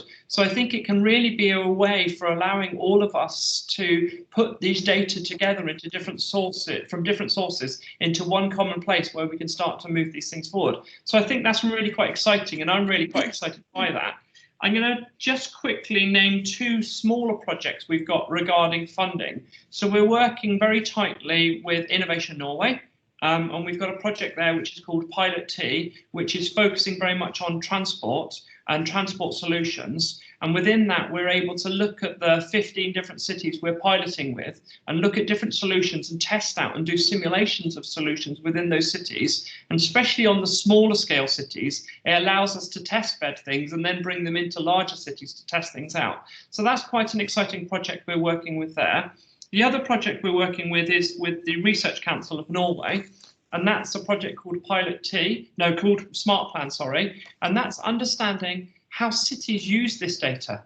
I think that's what we've seen so many times before, that so many companies and individuals and organizations will come in with lovely solutions and lovely data sets, but it doesn't fit into the program of how the city works at that time, and so it's paid for and then put on a shelf and not used. So we're working with the Research Council to understand how we can integrate these solutions into the daily lives of decision makers within the cities to actually start using these as a daily solution to really move things forward. So I think that could be very interesting, and the more involvement we can get there, we're very open to have thoughts from different cities and everything else. And the whole idea with both of these projects is testing them out small and then scaling them up to larger cities and larger environments. And as I said, I've done some work with Singapore in the past. I think it could be a very exciting place to test things out. And it is, in some ways, it's a very big city, but it's a very compact city. So it allows you to really test solutions. And they've already been pushing quite heavily forward with a lot of these technologies. So that's my little Excellent. Great. Maybe anything to add from your side, Alvin, perhaps, or?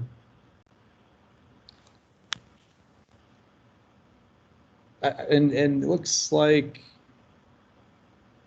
he left the meeting, or maybe he dropped out. That's okay. Not a problem. We looks like we have another hand raised though. So Per Krister, do you have? Yeah. Something. I just want to add a small comment to Joel's last comment, put it this way. Last time we talked, Joel, was when we were discussing the opportunity for visualizing simulation of sea level rise in Singapore. We had a meeting with Professor Ben Horton, who's now heading up the Earth Observatory, and that is his focus. One of the challenges he raised or that was discussed was access to data. So the data is there, but it is in different silos at different ministries, at different databases. I would believe, and I think we agree that the data for doing some really fascinating, interesting sea level rise simulation and visualization was there. It's just that there were not access to the different data sources. Somewhere were military, in the military silo. Somewhere were from the PUB. Somewhere were from the Ministry of Transportation. So how consolidating, have to access to the different data that is flowing around, and how can we verify and qualify these data? Because as we know, everybody's dealing with computers. It's garbage in, garbage out, obviously. So what's your thinking around that? I think you've brought up a really interesting point, and it's something we do need to solve. And I think there is a lot of this idea that data is hugely valuable, and there's also this idea that it's very risky to share data. And a lot of the data, if we understood how it was being used and the fact that the data was actually anonymous in the way it was being used, there isn't a risk, it's just a win-win. But it's about education, to be perfectly honest. It's about transparency and people understanding what that data is going to be used for and how it can actually change things. So as you said, there is a huge amount of data sitting out there which people just don't want to share, that they are saying that there is a risk. I mean, we talked about it for Singapore, the idea that we could get details of the terrain data in under several meters, The data is sitting there, and I cannot see how that can be of any risk to anybody. But the idea of being able to get hold of it and share it is a very, very complex process. So I think that we need to educate and show the possibilities. And I think examples is one of the strong ways to do this. Show how getting hold of this data can make decision making so much better and move things forward. And if we can show that to the very high level, then we can get decisions made on a top government level to say, okay, actually, let's expose this data and open it up to the partners, especially if we can have trusted partners within this and make changes. But the trouble is, it's always going to be a step-by-step thing. And that's why we're focusing very heavily at the moment on trying to find good use case examples to show how, if you actually expose data, you can make much better decisions. But it is a tricky one, and it's an education one. But I think more and more, when we show the power and the possibilities, this data will open up more and more, but it's always going to be tricky. I just want to quickly jump in and agree with Joel. So a couple years ago, I participated with some of my students in a competition organized by the UN Global Pulse, and it was exactly focused on this problem. So how do we get companies that hold a lot of information that they view as proprietary to researchers to allow them to apply interesting questions to the SDGs? And so like Orange Mobile, for example, Earth Networks, Planet Labs, BBVA, which is a Spanish bank, they all participated under the guise of data philanthropy. So opening up their APIs, allowing access to some of their data, which they generally lock away, and allowing researchers to say, I'm going to develop a research project using this data in X, Y, and Z way. And it was a great opportunity to then, I think, demonstrate these use cases, to demonstrate to both the companies and to the larger audience and to other companies that may not have been participating, this is what you can do. I mean, you're anonymizing the data, you're not allowing any sensitive information to be used, but simply allowing some of this data that is generally locked away and not being used and applied in a different setting could be really powerful.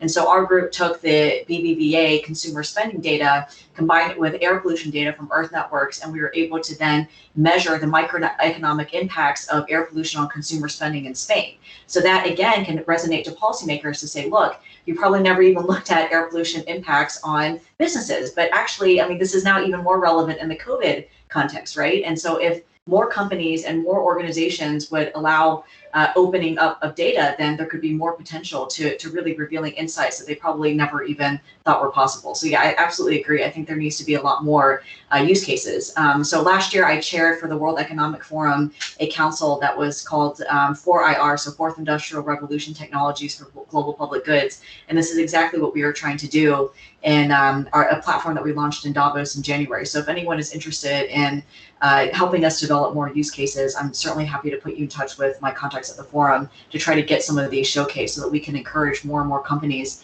to try to participate and to contribute data. Very good. Cool. I like the term data philanthropy. I think that's really cool to encourage these companies to donate data for social good in a sense. So that's really great. So thanks to all three of the speakers today. I think I was nervous we wouldn't fill up our quota for discussion, but we definitely did, and we're a couple of minutes over, but that's okay. So we'll go ahead and move on. Thanks so much, Angel and Joel, and Alvin, if you're still there. But we appreciate the cohesion between the different presentations. So now I'll pass it over to Annemie to introduce the next session. Right, thank you. So yes, there was a comment earlier on, did we envision all of this, that everything would fit together that well, or, is it just good luck? I think it's a combination of both. It's to some degree, it's a little bit of serendipity to actually have the contents match. But I think we all have the same intention, and then we have different perspectives and methods that can contribute. So it all comes nicely together in this session that gives the possibility to have this kind of dialogue, or to at least start to discuss how we can cooperate on this.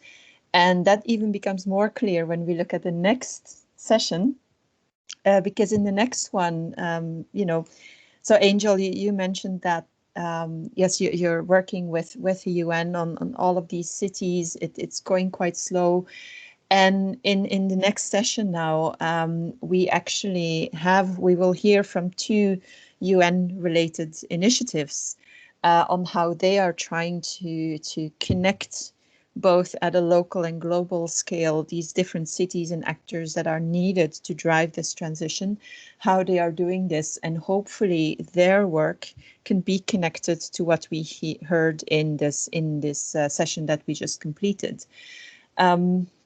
So the session we are entering now is related to development and deployment of smart climate neutral city solutions towards 2030, exactly with the intention to to connect different levels of scales and to use it as an engine for transition. And the first presentation is going to be held by two people. This will be Kari Aina, who is the Secretary General of the United for Smart Sustainable Cities Implementation Program, and then Kristian Mjøen, who is the Executive Secretary of the same program. Kari works with Øyer and Kristian works with Trondheim Municipality. And then they both have been working intensively in order to get this United for Smart Sustainable Cities going, to anchor it locally, to look at the global perspective, etc. And here now they are going together to present how they have developed this platform for public-private development of smart sustainable cities and how they have combined then these local, national and global efforts. So Kari and Kristian, the floor is yours. Thank you very much, Annemie, and good morning, everybody, or good morning and good afternoon, yeah. I will share my screen with you just a second. Yeah, I think we have it here. Yeah, you see this now, Annemie? Yeah. Yeah. Okay, let me put it in show mode here. Yeah. So I'm going to take a little bit the thread from the previous session, and as also Annemie said, giving a little overview of the program. I'll focus more on the global approach, and then I will give the word to Kristian, my colleague, who will focus more on the Norwegian approach and how we've been working. But I think it's exactly what we've been looking to do through the work that we've been developed for the last 6 years within the U4SCC, to get to an approach where we are really linking all those areas, the global, national, and local approach, and looking into a holistic approach in one society and how this could be then replicated in other societies. I just wanted to, I'm not going to go into all of this now, and Kristian will take that afterwards, but I wanted to say that we are looking into the global evaluation standards for smart sustainable cities, so I'm going to go into that more here. But we are also looking into the governance system, innovative partnerships, sustainable leadership, how we engage our citizens, how we look at financing and investment mechanisms, as Annemie was referring to, and also how we can develop actual spaces for project development. So it's a very holistic approach to develop smart sustainable city, and it's been long in coming, working with the U4SCC, first starting with 1 UN agencies, and now we have 17 UN agencies behind the program, working with the public sector on all levels, so from city communities, regions, national levels, the finance sector that we are working with, the private sector, and academia. So this is a really co-creative, I would say, partnership approach at absolutely all levels, and all the elements that you see in here has been developed using partnership and approaches to all of those different stakeholders. The U4SCC program we started in 2014, so before the Sustainable Development Goals came. But in 2016, it was launched by the ITU, UNEC, and UN Habitat. That's our secretariat. It is supporting the standard, so it's the UN KPIs for smart sustainable cities. That is the basis for this initiative, and it's of course to achieve the SDGs. That's the overall framework of this. We're also becoming a smarter city. How do we actually integrate all these technologies, the data, the digitalization that we've been hearing of in the previous session? How can we actually use these tools in a much more coherent and effective way at the city and community level? But it's also an overall goal of this approach to develop partnership and better partnership, I would say, and quicker partnership to accelerate these sustainable solutions into cities. This is what we are evaluating cities with around the world. It is divided into the 3 dimensions: economy, environment, society, and culture. It is not, of course, each of those indicators. That's as we heard also earlier today, there's a lot of indicator sets, but it's the mix of those. It's the holistic approach, looking at all those different dimensions of sustainability and making it, looking at what is actually possible to get at the local level. We started with 430 indicators, and we have gone down to 92 now, which we think we actually can have data on that it also makes sense in looking at cities and communities globally. So not just in Western Europe or in African continent, but this is something that is valid for everybody to look at. So we can start also to go in the same direction and talk about the same things. This has been very interesting for us. And also the whole data process is interesting, also in areas where we see we are missing this data, because we think this is really the core data we need to know if we're going to be able to move towards implementing the SDGs at the global, national, and local level. Scoring this is actually a Swiss city, but you see it's a very easy traffic light scoring here on each of those. This is the international benchmarking. You can see here from a Swiss city. Here we have linked the results. This is actually a region in Norway with all the SDGs. So you see, of course, we are covering most of the SDG 11, but we are touching all SDGs.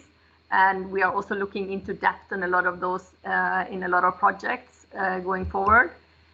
We have been evaluating cities all over the world, and actually Singapore was one of the first in 2017. So Singapore has been supporting developing this standard together with ITU and others in the past. This is actually now coming to the Norwegian project. This is actually now a summary of the 10 first cities in Norway that's been evaluating using this method. And it's quite interesting to see because, as you can see here, it's a lot of interesting things to look at in terms of the challenges also for Norwegian cities, but it's giving them, I think, a very good tool to get started as a baseline for looking into a lot of those areas, not just in terms of sustainability, but also in terms of digitalization, how you apply smart technology, a lot of those areas. I'm not going to go into Joel's because you heard already him, but we are working very close with Joel and his team and how we can simulate this data, as you've seen, the KPI evaluation, but also simulate projects together with the stakeholders and cities that we're working with in Norway. What is also interesting, and in the whole development of these KPIs, we were sitting with the private sector to develop them and looking for how can we link those data and evaluations to get to actually cases for solutions. How can we bring in the private sector? And we have a lot of interest from the private sector. We are linking to local businesses, to the multinational businesses now, to see how we can use this KPI analysis of cities to actually accelerate solutions into cities. A lot of projects is going on in Norway, but also around the world on this one. We're looking at all areas of infrastructure, as you've seen also from the KPIs that we're looking for. This is also, I'm just going to say, we have on our website, we will have also this one from ITU done together with Singapore earlier. Yeah, that's what I'm going to say. I'm going to give the word now to Kristian to say a little bit more about the Norwegian and the framework we're working on globally.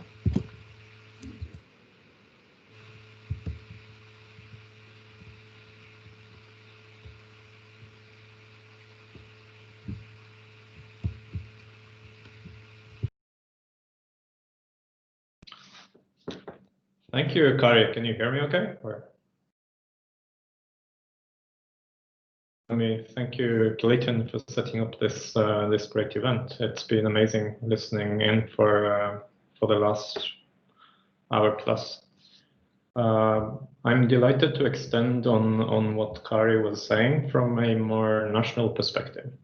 So, how do we fit into this from a Norwegian perspective? Well, I think in a nutshell, we were able to tick off the first international U4SOC project late 2019. And by U4SOC implementation project and the first of its kind in the world, I'm referring to this very networked approach to these data that Kari has been alluding to in her introduction. I am currently heading a center of excellence here in Norway. It's hosted by the University City of Trondheim, of which NTNU is one of the, of course, main partners, together with other distinguished partners. And we are also now working as a secretariat to this national network of cities that are basically co-developing smart and sustainable responses to the findings from these KPIs.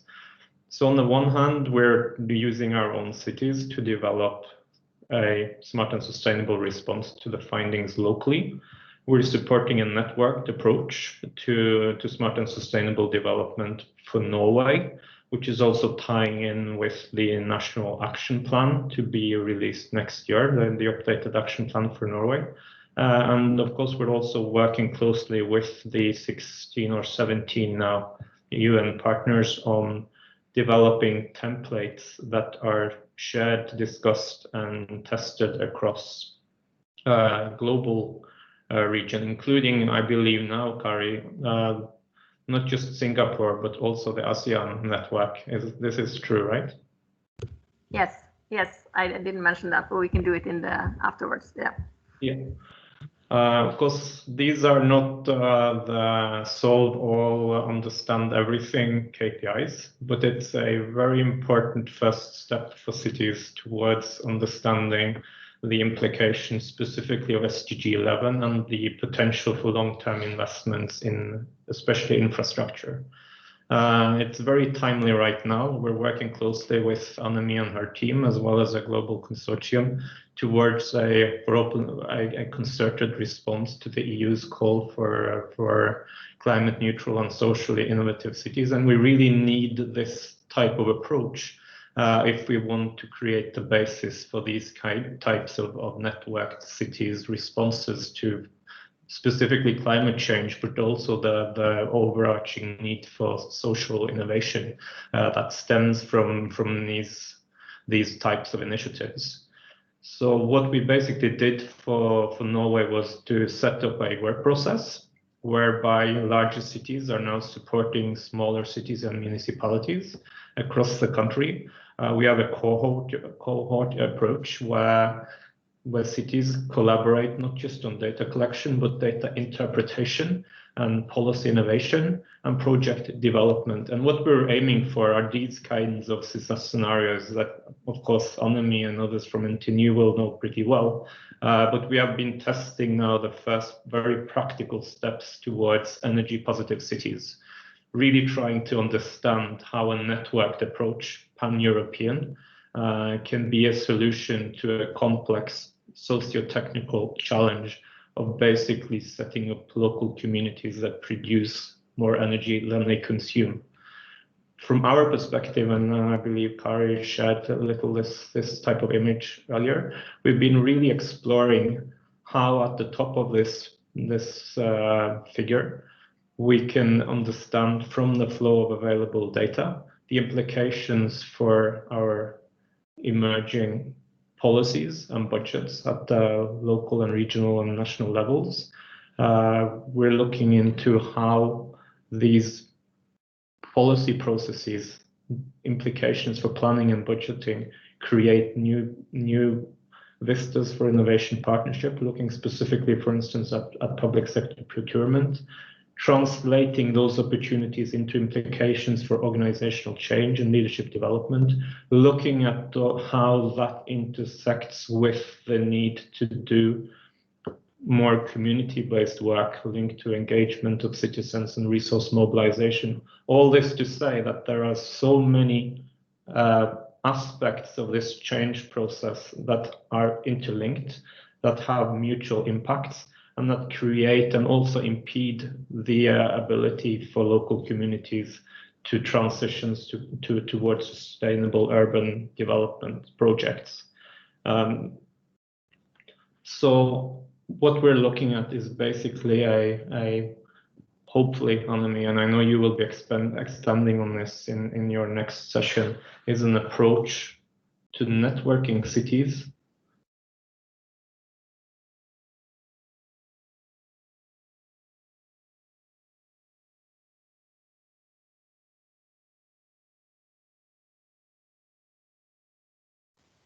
It appears that Kristian dropped out of the meeting.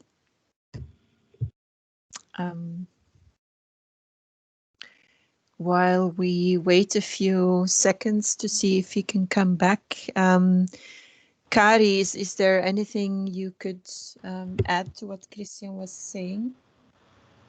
Yeah, I just think we have a fantastic opportunity now to look into, as we said, bringing all these pieces together, as you were saying, Annemie. How can we link this in taking all this amazing initiative that people actually are sitting very much separately doing and complementing, instead of thinking that, you know, we are doing double things here, right? Because there is a lot of things going on, and I think that systematic approach, Annemie, and that's also what we will be working on with you the coming months, to systemize this.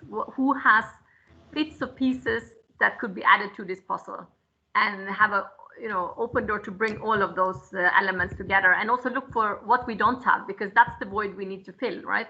To be able to get these pieces, as Joel was saying, also with this check, to get all of these pieces together, that we all see them also, because a lot of people are doing amazing things, but we are not aware of them, and that's why we need this type of events also, so we can bring it up. And also, as Kristian mentioned, we are in contact with lots of stakeholders in Singapore and in the region. We're starting to evaluate one city in Philippines, one in region in Malaysia just now, but lots of cities in the area are joining currently. And we would like to link to you who are there on the ground, and to see how we can also implement other aspects of what you're working on in our approach, working in the region. So yeah.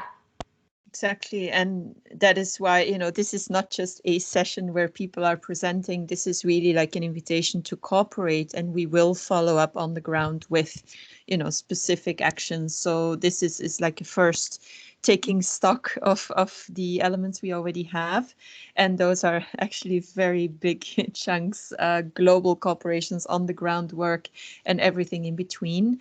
In the meantime, Kristian has managed to get back into the meeting. Kristian, are you there, and do you want to continue your presentation? Yeah, I'm here. So no, I don't think I'll spend a lot more time. I think where we are now, we have a networked approach to Norway. 30 cities and municipalities are co-creating smart and sustainable solutions.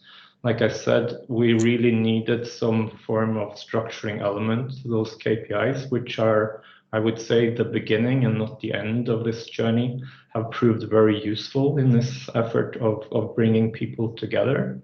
Of course, as you will know, Annemie, there are huge needs for systemic innovations. And when we talk about this networked approach, it's not just about the data collection, but it's really about what happens in the next day. How do you interpret? How do you translate this into policy implications? How do you work across multiple levels of governance and government to create the conditions and dimensions whereby you can actually act on those findings in a way where you're ultimately seeing the movement on the ground by way of investments in infrastructure, in solutions, in technologies, and of course social innovations. And that's why we're super excited to be working with the team at NTNU, and hopefully maybe even in Singapore, through the ASEAN network, on finding new vistas for this kind of holistic approach. Great, thank you. So then we will, so thank you both to Kari and Kristian. We will first have the next presentation, and then we will collect questions and comments on both of them. So I think the next presentation fits very nicely with what you have just presented. It gives, you know, a similar type of effort from a different perspective. And that presentation will be held by Calum Handforth. He is the thematic lead of digitalization and smart cities at UNDP Singapore. So he will explain what the UNDP Global Center on Tech, Innovation and Sustainability is doing, and hopefully also how this fits. You've already heard from the other speakers as well. Calum, the floor is yours. Thank you very much. Apologies, my camera is on this side, but let me share my screen. Cool. So can you see my presentation? Yes. Fantastic. Firstly, thank you all for inviting me. I've been going through the attendee list for the past day and tomorrow, and there's an amazing group of people here, and I'd love to connect separately with many of you. I think there's very real and important commonalities between the work we're trying to do at the UNDP Global Centre and many of the efforts that you're all leading in Singapore and globally as well. To give a bit of context to our work, so the UNDP Global Centre for Tech, Innovation and Sustainable Development was formally set up about 1.5 years ago. We have three main thematic areas, one around smart cities and digitalization, which is the one I lead, the one around sustainable agriculture, and then the third, which we're still defining, around sustainable finance. The presentation I'm going to give you is a little bit more kind of normative than I think some of the other presentations we've had today, mainly because we're still very much in startup mode. So we are working with our kind of network of 170 country offices to kind of define or undertake smart city or digital collaborations. And happy to pick up questions about projects or programs we're running in the Q&A and also walk you through a bit more of our work in detail. So just to jump in, what is a smart city? So I think I would label this point a little bit more with any other audience, but I think it's been made very, very well today already, including by Clayton and others at the outset. But when we talk about a smart city, often we're very much talking in the context of high tech, digital, data, and so on. And that's actually something at the Global Centre we are trying to shift away from. So when we talk about a smart city, it's very much about technology and innovation. And that innovation includes things like nature-based solutions, indigenous knowledge, behavior change, and so on. And it's a point I'll come back to a moment in the presentation. Similarly, when we talk about smart cities, we often focus on SDG 11, so sustainable cities. We like to focus on both elements of that SDG, so sustainable cities and communities. And that communities includes things like urban rural migration, informal settlements, tier 2 and tier 3 cities, and also a kind of more broader understanding of what a city is and what it isn't. The first element that we see about smart cities, and again, just staying with the kind of tech element for a moment, is about making it real to citizens. And this is actually a really exciting spin-out project from Sidewalk Labs, which was mentioned earlier in the context of their work in Toronto, which was, I think, quite justifiably pushed back a little bit because it's very, very tech-centric. But what they've done now is open sourced a lot of their innovation, including this, which is called digital transparency in the public realm. And essentially, it's a kind of open source toolkit or taxonomy where anything you have in a smart city, so an IR sensor or a CCTV camera or similar, is accompanied by a QR code. So citizens could basically then learn about, why that sensor is there, why the camera is there, and where the data is being used or how it's being used. This is actually something we are firstly highlighting to many of our country offices as an initiative, but more broadly as well, it's a principle we are also trying to push across all of our work. Smart cities have often felt like a very abstract concept, particularly when we focus on technology and data. And actually, at their heart, it's about making urban environments better for citizens and residents and businesses and so on. So I think that concept is sometimes lost when we focus a lot on technology. Related to that as well is the concept of inclusivity. And again, just staying a little bit longer with this concept of a smart city as being very tech-centric, we see a lot of discussion around things like mobile big data and projects I've worked on similarly in organizations like GSMA and elsewhere. But the issue that you have with these tools is their kind of representativity. That graph on the left-hand side of the 3 different countries highlights actually these tools are not always representative depending on the country or the context in which they're deployed. And often when we talk about smart cities, we're relying on these tools to define governance structures, to define policies, to define programs. And actually there can be very kind of real limitations and very real risks of leaving out entire demographics in kind of policy making.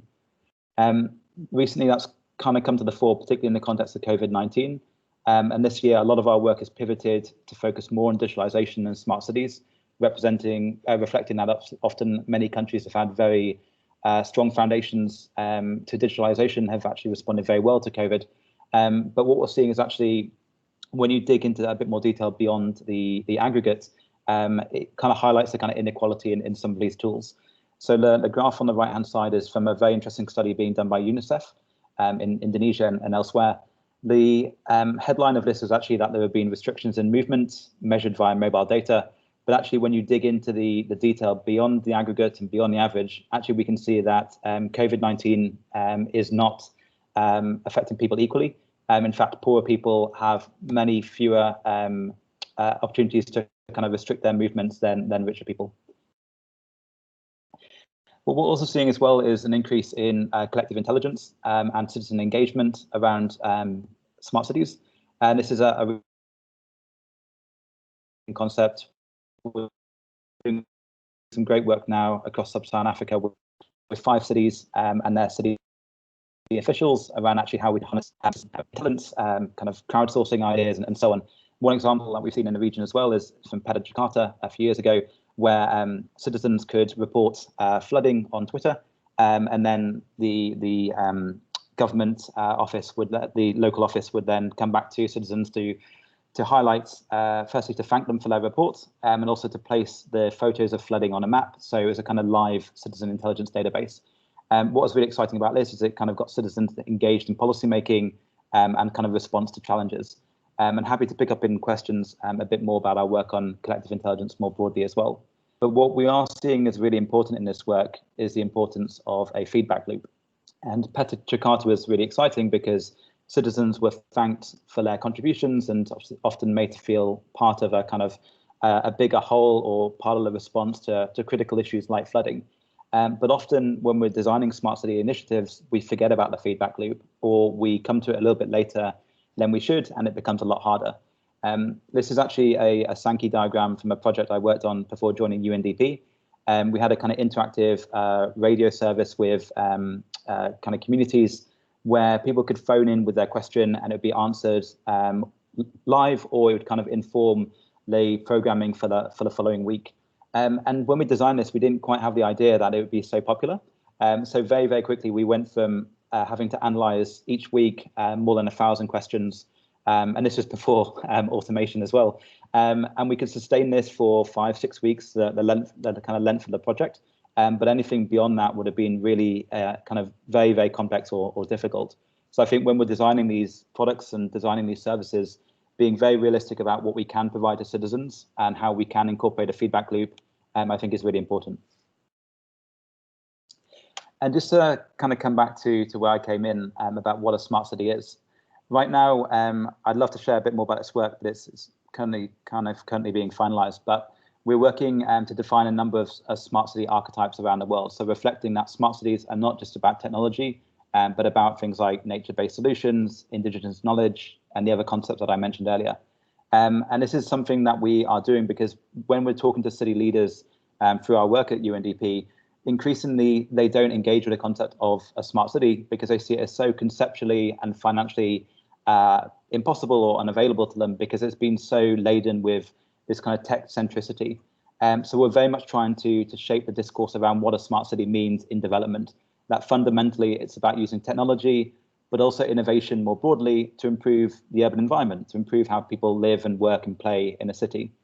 And as part of this, we're defining these archetypes, and I'd love to come back to you all in a few more weeks once we've got a final product to share with you all. But essentially, a few kind of concepts we're kind of seeing coming out of that is first the kind of concept of agility. So often when we talk about agile in smart cities, we talk about agile project management, sprints, scrums, agile in product design and so on. But actually agile is about more than technology. It's about governance. And we're seeing this a lot in COVID with things like tactical urbanism. So very quick changes to how cities are being designed or being used by citizens. And I think it's important to broaden that concept of agility beyond just technology. Second, when we talk about climate, often we talk about climate response being about things like internet or big data or digital twins that was mentioned earlier. And these are hugely important concepts and hugely important technologies, but it's also about kind of broadening beyond that to include things like urban design and urban planning. So often we're seeing increasingly around cities around the region, particularly in China, which is I think where this photo comes from, sponge cities, which are designed to kind of soak up flood water or to kind of channel rainwater or flood water through the natural environment. And they're often working in collaboration with sensors and other technology, but it's about thinking broader than just technology in itself as well. And then fundamentally coming back to, I think, a concept mentioned earlier, is that smart cities are very much about people and about human capital. We see huge important efforts around the world around this. This is one example from Senegal, where city suburbs are kind of harvesting floodwater and filtering it to kind of grow crops, to create a kind of local, informal and also formal economy. And again, this is all about human capital and human expertise, and reflecting that actually cities are about people first and foremost.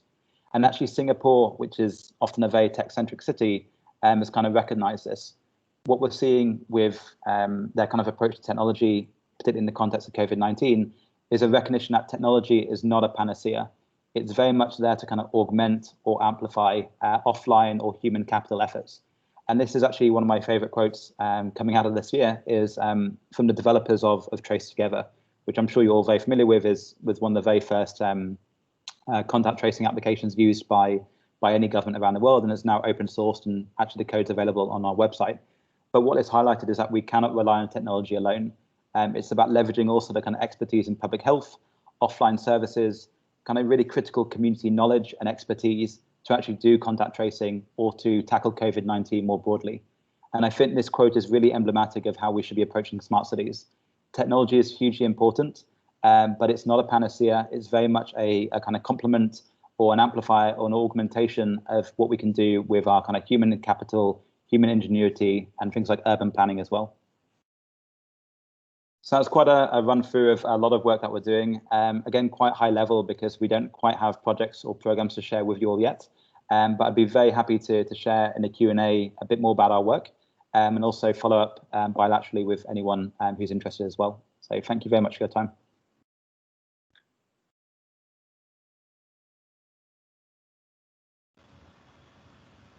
Annemie, I think you're muted, sorry. Sorry. Thank you, Calum. Do we have any questions or comments for any of the presenters in this session? So for both of the presentations. Hi, Andrew here. Can you hear me? Yes. Yes, hi. To the last presenter, I just want to understand a bit better about how international organizations like UNDP are tackling this issue of data, and whether you are finding ways to encourage the sharing of data that is so vital to many of these projects that we have heard over the course of the afternoon. And we've also seen how projects such as Alphabet's Sidewalk project in Toronto fall flat on its face. Yeah. Of course, the answer is not either or, but it's somewhere along that continuum of data where you need to respect data privacy, as well as being able to make use of that data for good use. COVID is one example, but post-COVID, I think there could be also other contexts where such data sharing in a way that's safe, that's respectful of all these considerations would actually be beneficial to everyone. The question is whether it should be left to community civic organizations, or should it be left to organizations like UNDP, or should it be left to governments, or should it be left to big tech to do this, or it may require everyone to come together and work towards that. And thank you. No, thank you for a really thoughtful question. And I'll caveat this with a hopeful plea to kind of Chatham House rules, because some of this will be UNDP and some will be a little bit of my perspective. So fundamentally, when we talk about smart cities and data, we have to start very much from the ground up. And often in many of the cities that we're working in, there isn't kind of data collection infrastructure. So sometimes it's very much about kind of building the infrastructure, knowledge, capacities locally. And that'll be everything from how do you do data collection, through to building structures like data registries, data interchanges, and so on. And actually, we're doing some work now about kind of cross-border data. So looking at that from a kind of more normative perspective in the region, and understanding actually how do we think about things like data sovereignty and so on. I think the bigger challenge is actually where that data could then sit as well. And personally, I'm very much of the opinion that a lot of this should be a global public good. But there are then very real challenges about actually what governance looks like with that and how that is funded and resourced well. One of the struggles that I really find with smart cities, and you mentioned this about big tech, is that increasingly when we talk about smart city work, it is being led by technology providers because they are the providers of these tools or services. And then that means that the data is held by them, it's subject to NDAs, it's subject to real challenges. And actually a lot of my work that I've done around mobile data, none of it is public, none of it is replicable because it is all internal. And I think that is particularly challenging and particularly threatening for what science is, because it's all about public discussion and about replication. And when we talk about smart cities, because so much of it is being led by vendors, there's a very real risk there. I think there is a role for organizations like UNDP and others to start driving what that discourse could look like. That discussion is quite a bit above my pay grade, but it's definitely something that I think we should be talking about more. And I think I'd also encourage our other partners, whether civil society, governments, and others, to also be pushing that. It's very much about more than just open data. It's about how do we engage with what data means for development more broadly as well. And I think we can play a role as a repository of that data, but it's very much a huge effort to try and drive what that debate looks like. Thank you.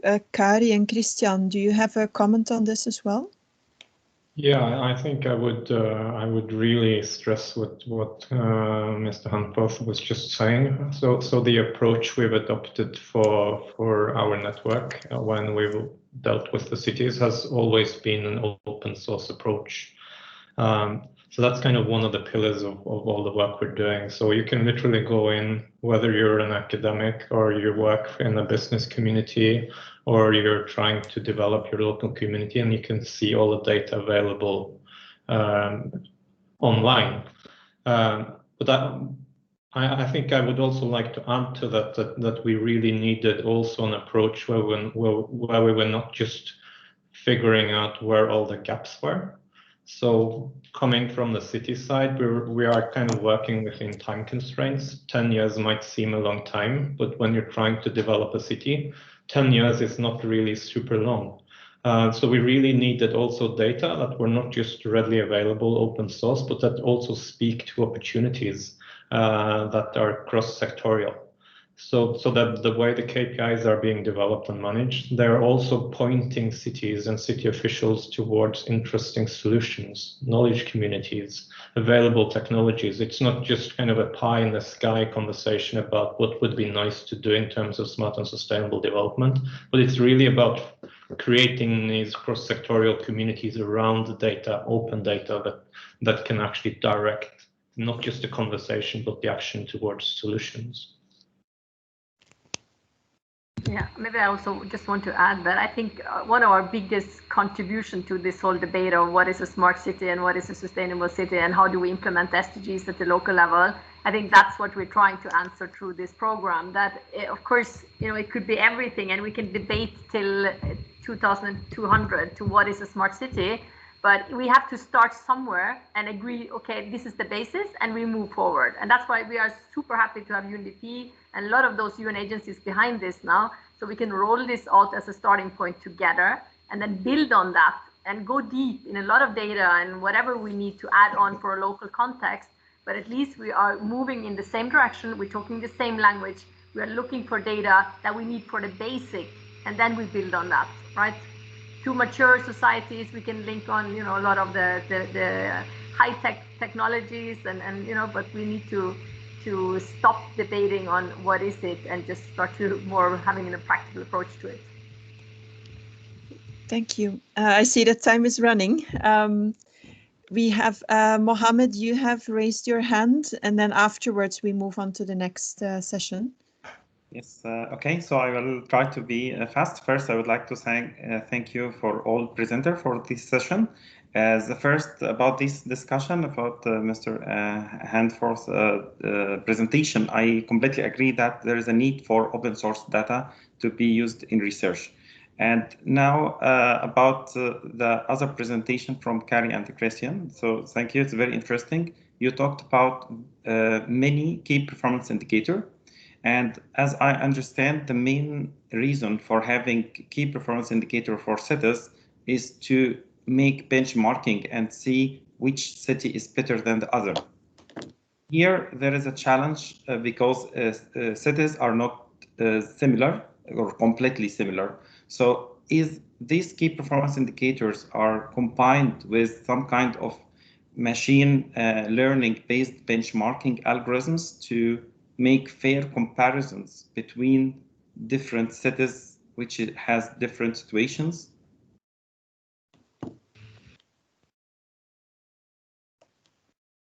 You're muted, Kari. It's for sure not just for benchmarking. Absolutely not. This is for collecting data at the local level, giving them a baseline to get started, right? We are working on a new ICC index. So, you know, we will have I hope, a very healthy competition between cities because we need to move faster.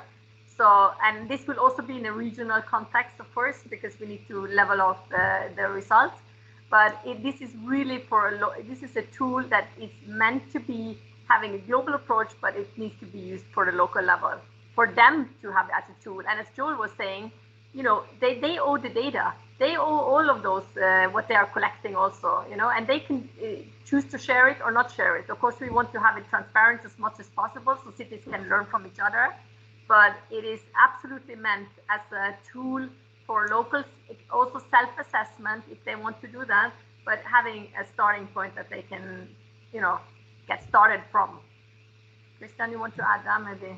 Yeah, I think I would also like to stress that that this is not primarily a benchmarking tool seen from the city side. It's really what Kari was referring to, a way to localize a conversation that is often perceived as, again, a bit pie in the sky type discussion of sustainable urban development. And for instance, right now we're working with the support of the UNEC on national guidelines or international guidelines for voluntary local reviews, where we're really trying to capture some of these very local data. And we're talking about really small communities. I mean, the biggest city in Norway is 600,000 people, right? So compared to Singapore, it's probably like a small suburb. But still we see this this interconnectedness at the regional level between the larger cities and the smaller communities. And what we're leveraging now is basically the largest cities and the regional authorities as engines for change at the regional level, even for communities that do not have the analytics, the planning departments and all the resources available to do this on their own. So it's really an interesting exercise in networking cities regionally as well. Yes, it's a very challenging actually. That's it. So thank you very much for clarification. Thank you. Okay, thank you. I see there's one more hand being raised, not my own. Is it a very, very short question? Yes. It's me, Keeper. Just a short question. All this work that has been doing, fantastic, seem to be concentrated a lot more on issues of, you know, certain aspects of sustainability like transportation, energy. How do you compare this with the work or emerging work of health and wellness and you know, in community compared to all this other sort of more tech approach? Just perhaps offer some broad comparative amount of work. How do you all see it? So I can go back from a global center perspective. First, we look at a smart city, I think, in three main areas. One is your kind of historic kind of use cases. You've mentioned there, Professor, things like mobility, waste management, and so on. The second, we look at a kind of foundational elements of smart cities. So this is things like data infrastructure, partnerships, governance structures, and so on. But then the third aspect is a much kind of broader and more holistic approach for a smart city, and that is things like wellness or health or future of work, future of society, and so on. So we are looking at each of those elements. I think sometimes we're quite constrained because the sectors often move beyond use cases. We still silo things into mobility or to waste management. Actually, the concept of mobility is very much a public health challenge half the time. And I think sometimes we're trying to lead that debate or to push people to think that way. But that's very much an ongoing discussion as well. So we'd love to find partners to raise that awareness and just try and shape that discourse as well. But completely echo your point there as well. Thank you. Good, thank you. Kari, Kristian, a final remark on this question for health and. This is super important. And then again, I could go into all the details about the framework approach that we're developing now with the EU Commission to basically extend on their work on voluntary local reviews, so the OECD's work on the territorial approach. But really it boils down to, and this is what we're seeing for 356 cities and communities here in Norway, is how do we really begin to tackle the question of cost-benefit analysis when it comes to sustainable development. So what we did, for instance, was that we took the whole budgeting system, which is quite uniform across cities. Not just here in Norway, but even Ghana has been implementing this nationwide, really to begin to give local communities a sense of, is there a connection between the conversations we're having and the rhetoric and the funds flowing towards not just the SDGs, but the different targets, and in particular SDG 11, when we're talking about smart cities, and how does that compare to the overall capacity to invest and develop? And I think before we get these kinds of tools in place, it's really, it tends to get very complicated and very fuzzy and philosophical, while as when I meet our local politicians, they're really struggling to kind of split hairs over, are we going to invest in healthcare, elderly care, or are we going to invest in mobility? And like Mr. Handforth was alluding to, this cannot be separate conversations. We're working within the same policy framework, the same budgets, the same communities, and this holistic approach is really, really important. Good. Thank you so much, Kari, Kristian, and Calum, for your presentations, for your insights, and then to everyone for asking questions and raising a discussion. With that, we'd like to move on to the next and final session. Clayton, do you want to make a brief introduction to this? Sure, yeah, just quickly. So the last session is focused on the role of universities in the collaboration of sustainable urban development. So it's myself and Annemie, as well as another speaker from the Singapore Institute of Technology. So everyone knows us, so we can go ahead and start our presentations, and then I'll introduce Prof. Tseng after I finish. So. Great, thank you. Let me see. So I'll try to speed up a bit so we can recover some of the time. I think also several of the things that I'm going to show have already been mentioned and presented by other speakers. I just included them in my presentation to show, how everything fits together, how there's a reasoning behind all of this. Let me see. So as in order to say something about the role of universities in all of this development, I've chosen the case of Green Deal cities and how it links and how we are using this to bring everything together. Yes.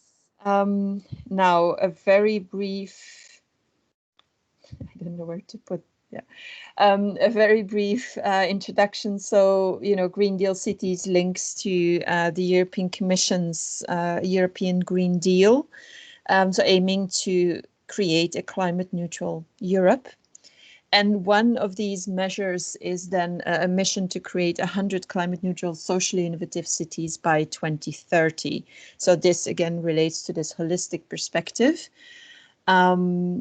There has been a lot of work done at all levels at the European Commission, and then with experts and local civic organizations, in order to compose a report, which you see on the left-hand side. So, you know, how to create this, how to do this based on the European cities and communities that we currently have.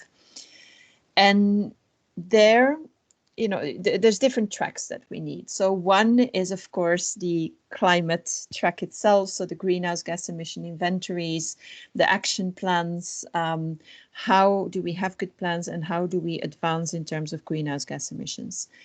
A second track links to investments. You know, it's not enough to just have good plans. We need public funding, we need private investments and finance in order to make this work on the ground.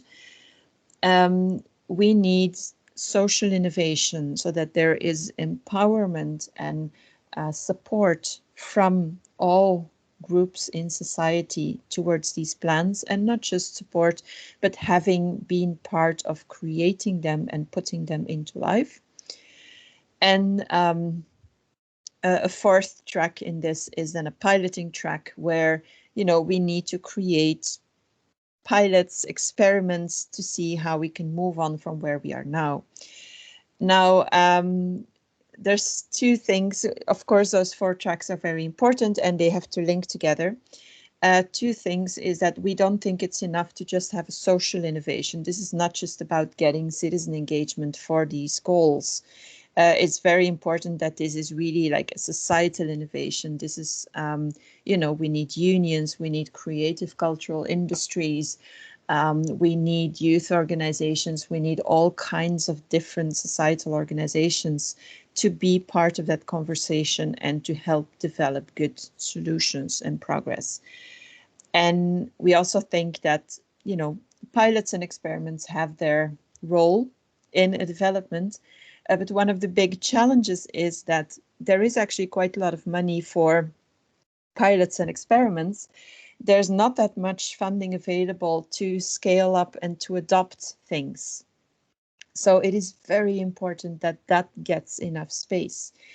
And then the question is, how do you put all these tracks together? Because, you know, as Kristian also said, so these are all the same communities, the same cities. So it's not a different conversation on health and transport or social innovation. So everything needs to go into that one city. So this is going to be a rather rocky track. Sometimes it goes backwards, it can be unpredictable, etc. Even when we have very good digital twins to help validate and visualize, you know, we need to adapt, we need to be agile. So all of the things that were already mentioned. So the question is, how can we do that, and what kind of role then can a university, for example, play in this? So the thing is that during the past decades, you know, we know why those things, why those projects, why those strategies go wrong. There have been many reports. We also contributed to many of these reports. Most of them are done both with public and private sector and academia and civic organizations together. It's usually not the technology, it's the regulations, it's the funding or finance, it's the empowerment of different groups, it's the buying in of, for example, the private sector into a strategy. So it's usually about, you know, governments, regulations, and many of these types of issues that need to be solved.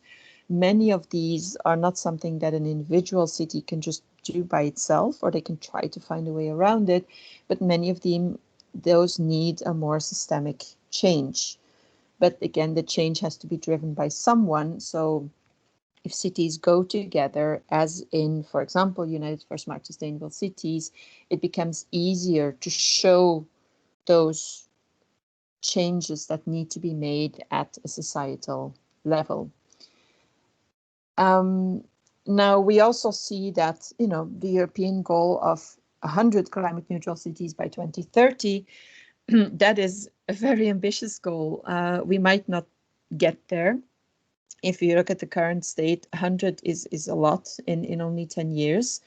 At the same time, 100 is nowhere near to enough to save the world. And even, I mean, there's 100,000 local governments in Europe. So having 100 like low-hanging fruits is going to be quite disappointed. It's not going to get us to any solutions in time to actually affect climate change. So we need really a bigger push on this scaled adoption, getting the solutions processes out to all of these small, medium-sized cities across Europe, making sure that changes are happening. And if they don't reach climate neutrality, you know, fine, but, you know, let's get on the way there. The second is, as we've also heard, and that's where the first session was very interesting, there is a lot of, you know, evidence on greenhouse gas emission inventories, on how climate action plans work, etc. But that evidence and that data is distributed across many different offices and silos. And the evidence is often also not used to inform how climate action plans can be further developed in order to be implemented successfully, and how these then can be funded or financed. So linking these different tracks together is very important. And then, as already mentioned, the societal innovation, not just as a getting support for our plans, but having co-developed, co-created plans, and getting, you know, creative cultural industries, for example, to support this, getting unions to support this rather than be against any change. That would be amazing. So that is the thing we need to do. And that's where we see then this role for universities, of course, not universities by themselves, but as a way of connecting different partners from public-private sector, both as vertical experts as well as these cross-disciplinary, cross-sectoral cooperations, linking innovations and demonstrations to research, qualifications, education of the next generation, linking these different parts of knowledge creation together with different methods. It can be technology, it can be artistic practices, it can be experimental, it can be other kinds of practice-based methods, it could be lab developments, all of that again mixed, to make sure that whatever we do is qualified, so we deliver quality and impact. If you have limited budgets, limited time, where do you prioritize and how? And how do you know that this is going to lead to a good result? And then to make sure, of course, that this is not just a local experiment, but it can be scaled and replicated, and that we actually help achieve this. They've already been mentioned partially. In Norway, we have a lot of examples of these good types of partnerships, both locally and then in European projects, and then towards United for Smart Sustainable Cities, which we hope to, you know, be able to extend. We have this Smart City Lighthouse project where we've been testing this as well. So this is a rather big project with 7 cities, a lot of industry partners, where we are trying to create these positive energy districts, where the social, environmental, legal, economic, spatial, technical, all aspects have to merge within those physical districts. It's big international companies plus local SMEs plus municipalities plus community engagements, so a lot of different partners together. And there then NTNU as lead as project coordinator has been trying to work with everyone to somehow create the setting for everyone to be able to work together, and for the cities to be able to drive the progress, for the companies to be able to provide solutions and somehow make that system work. One of the things that came out of it, also already mentioned, is this bold city vision with different processes that can help cities to plan and work in a different way to reach the Sustainable Development Goals. We together between company, municipality, and then NTNU, we developed a new European initiative on regulatory frameworks. So where do we see that regulations need to change in order to enable climate neutral cities? and how are we going to inviting then other European actors to work together to make that happen. There are currently 18 of these big projects. Only one is led by a university, and that's ours. So we also see that we do things in a different way, and we're trying to, you know, see how this can help other projects and these global developments. This was, of course, already mentioned. It's not just a European project. It's embedded then in this global United for Smart Sustainable Cities. We also try to extend the concept towards India. We've been working towards China as well to set up these types of cooperations. And, you know, we hope then that this session is an excellent start to work together with Singapore as well.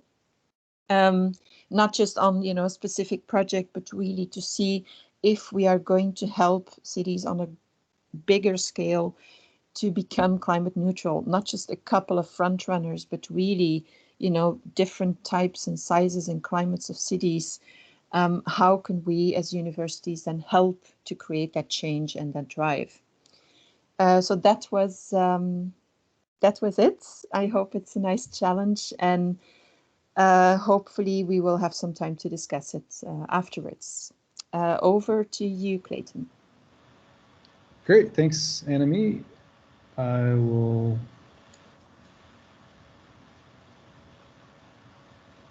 share my desktop.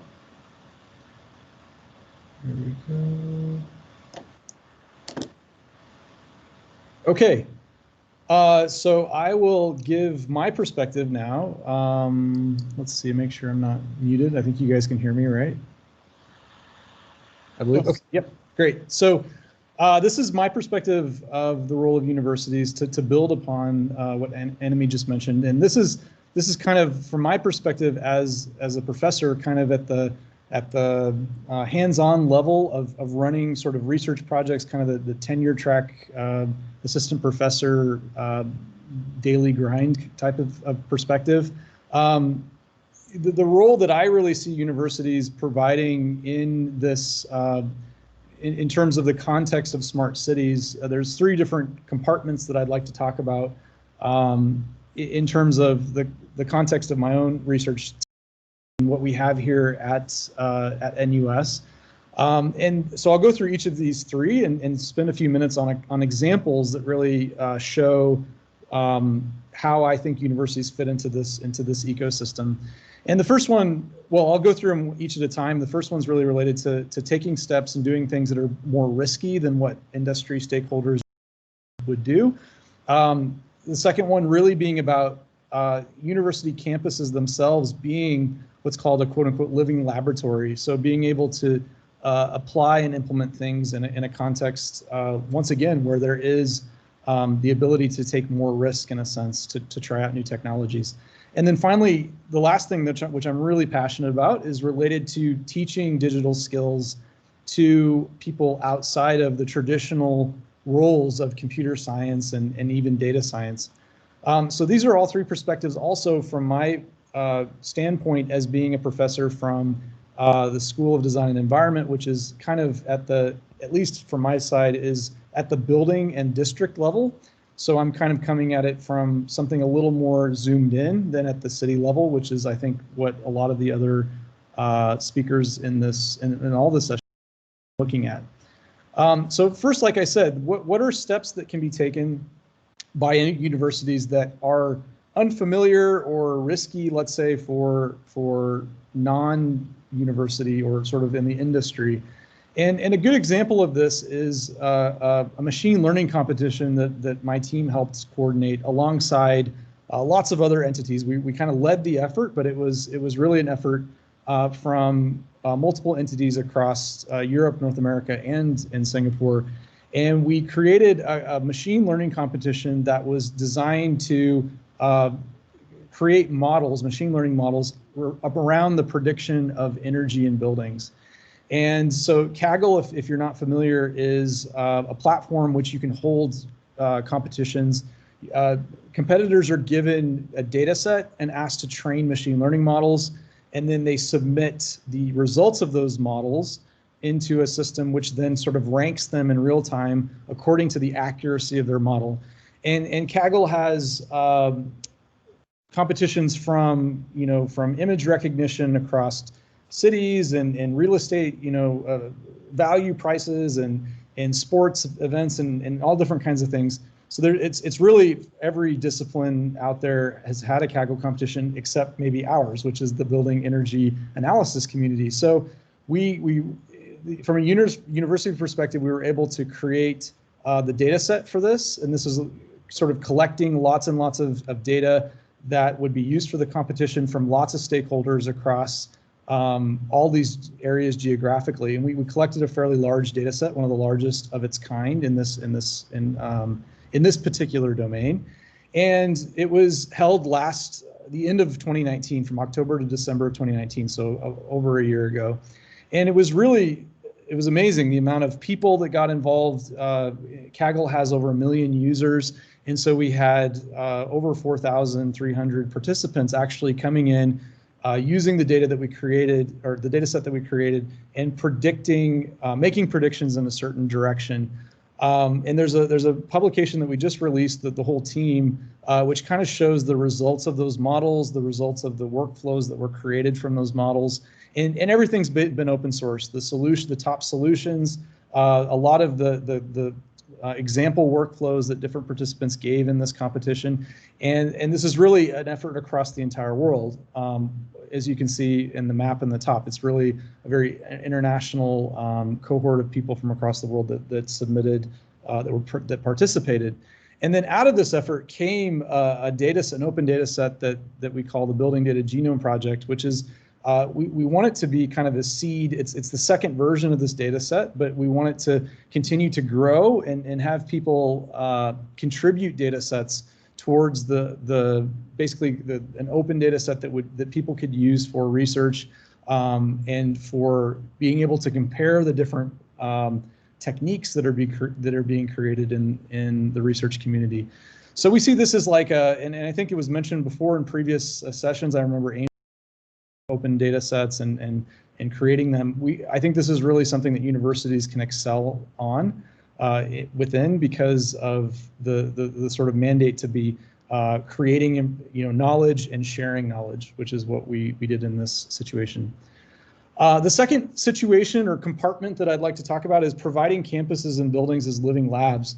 And this is something that I think maybe Prof. Lam mentioned, but he didn't have a slide deck, so I definitely decided I would put this slide in here to show everyone a flagship building that we have here on NUS's campus, which was opened in January of 2019. It's been open for over a year, and it's the first. It is a net zero energy building. It's called SDE4. It's a net zero energy building, and it's also one of the first WELL certified buildings.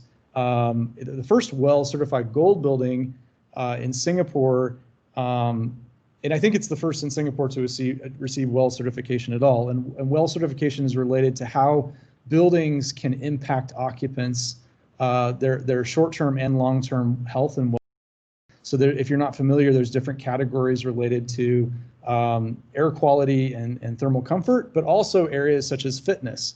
How can a building actually encourage you to be more active?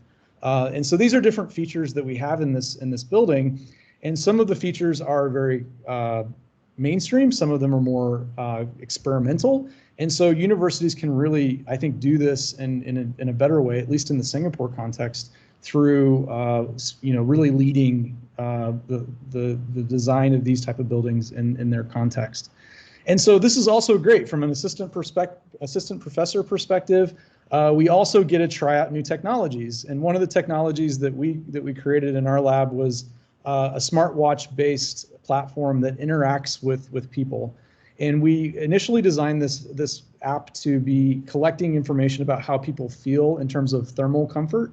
That was the initial objective. But now we're using this interface to collect information about privacy and distraction and noise and light, and even things related to social distancing related to COVID.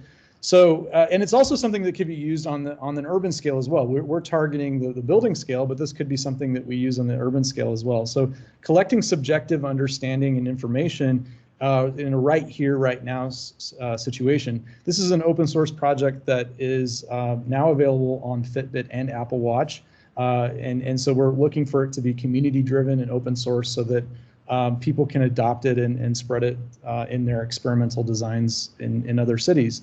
And so going back to SD4 was crucial because it provided this test bed for us to be able to deploy the smartwatch platform and collect data in a way that we could analyze, and by converging the data from the watch with data from different types of IoT sensors and indoor localization systems that we have in the building. And last but certainly not least is something that, like I said, I'm very passionate about, is really all about what I call data literacy or digital skills, or at the end of the day, just teaching coding to non-computer scientists at the end of the day. And so this is something that I think drives everything forward. When anyone that you run into, not just computer scientists, if anyone you run into can start to communicate in the ways that computer scientists do, which is through the use of coding and basic scripting to transform big, raw, messy data sets into value. Once more people can do that, then we stop having to just rely on, oh, let's hire a programmer, let's hire, you know, a data scientist. No, it's let's learn small amounts of these skills, at least in our own context, which is the building industry, to be able to do some of these things ourselves and be able to communicate more effectively with the rest of the data science and computer science and programming communities. So there's a online course that I've been spearheading along with my team that's teaching Python to building industry professionals. And so it's data science for construction, architecture, and engineering. It's been pretty popular in a sense that people really see it as not just another programming Python course online. It's something that really we try to speak to the context of the people, which in this case are architects and engineers and construction managers in the industry.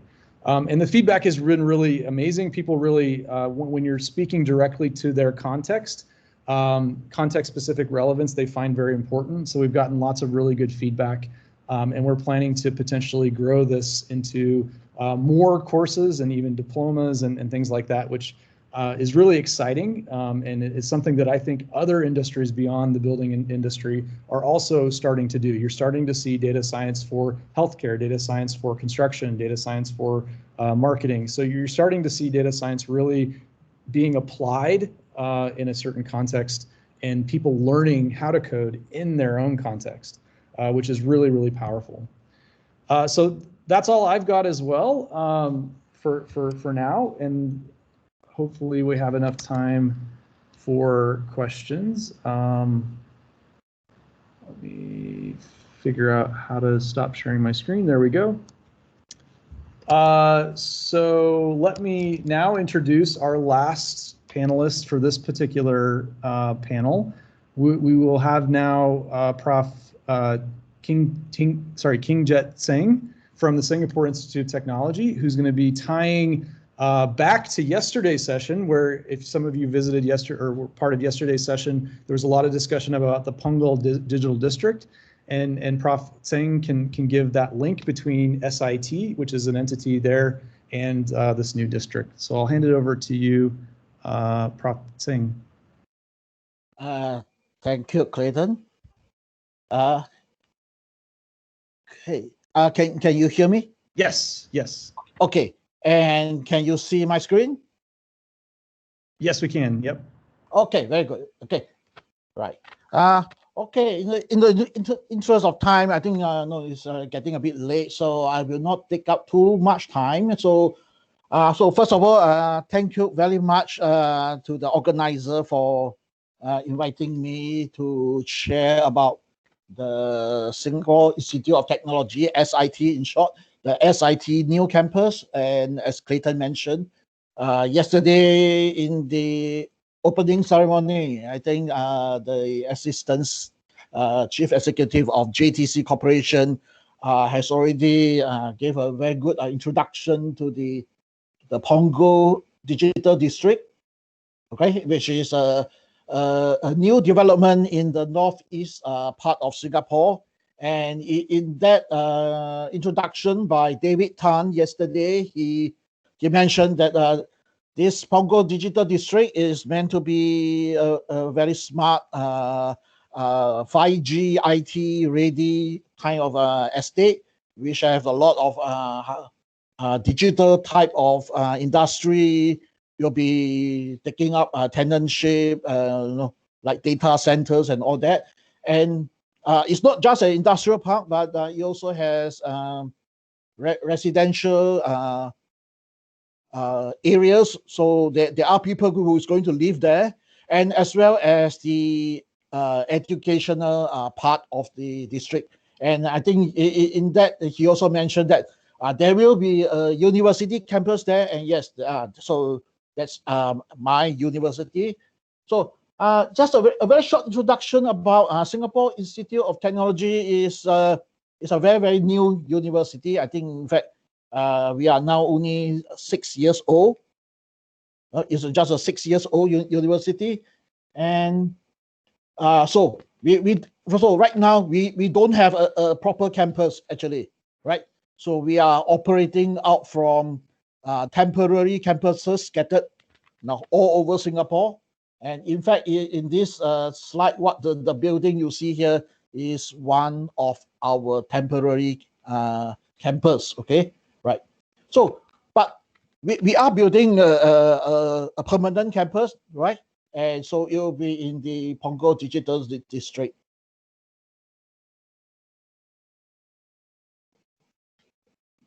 Right. Okay. So in this artist depiction, so of the Punggol Digital District, so the red shaded area is where the SIT new campus will be located. Okay. And the rest of the area are industrial buildings, data centers, and at the back here you can see those are high-rise residential buildings. So this is basically a unique location which is integrated with the industry, with the community, and SIT having its first campus here basically can serve as a microcosm of a smart nation.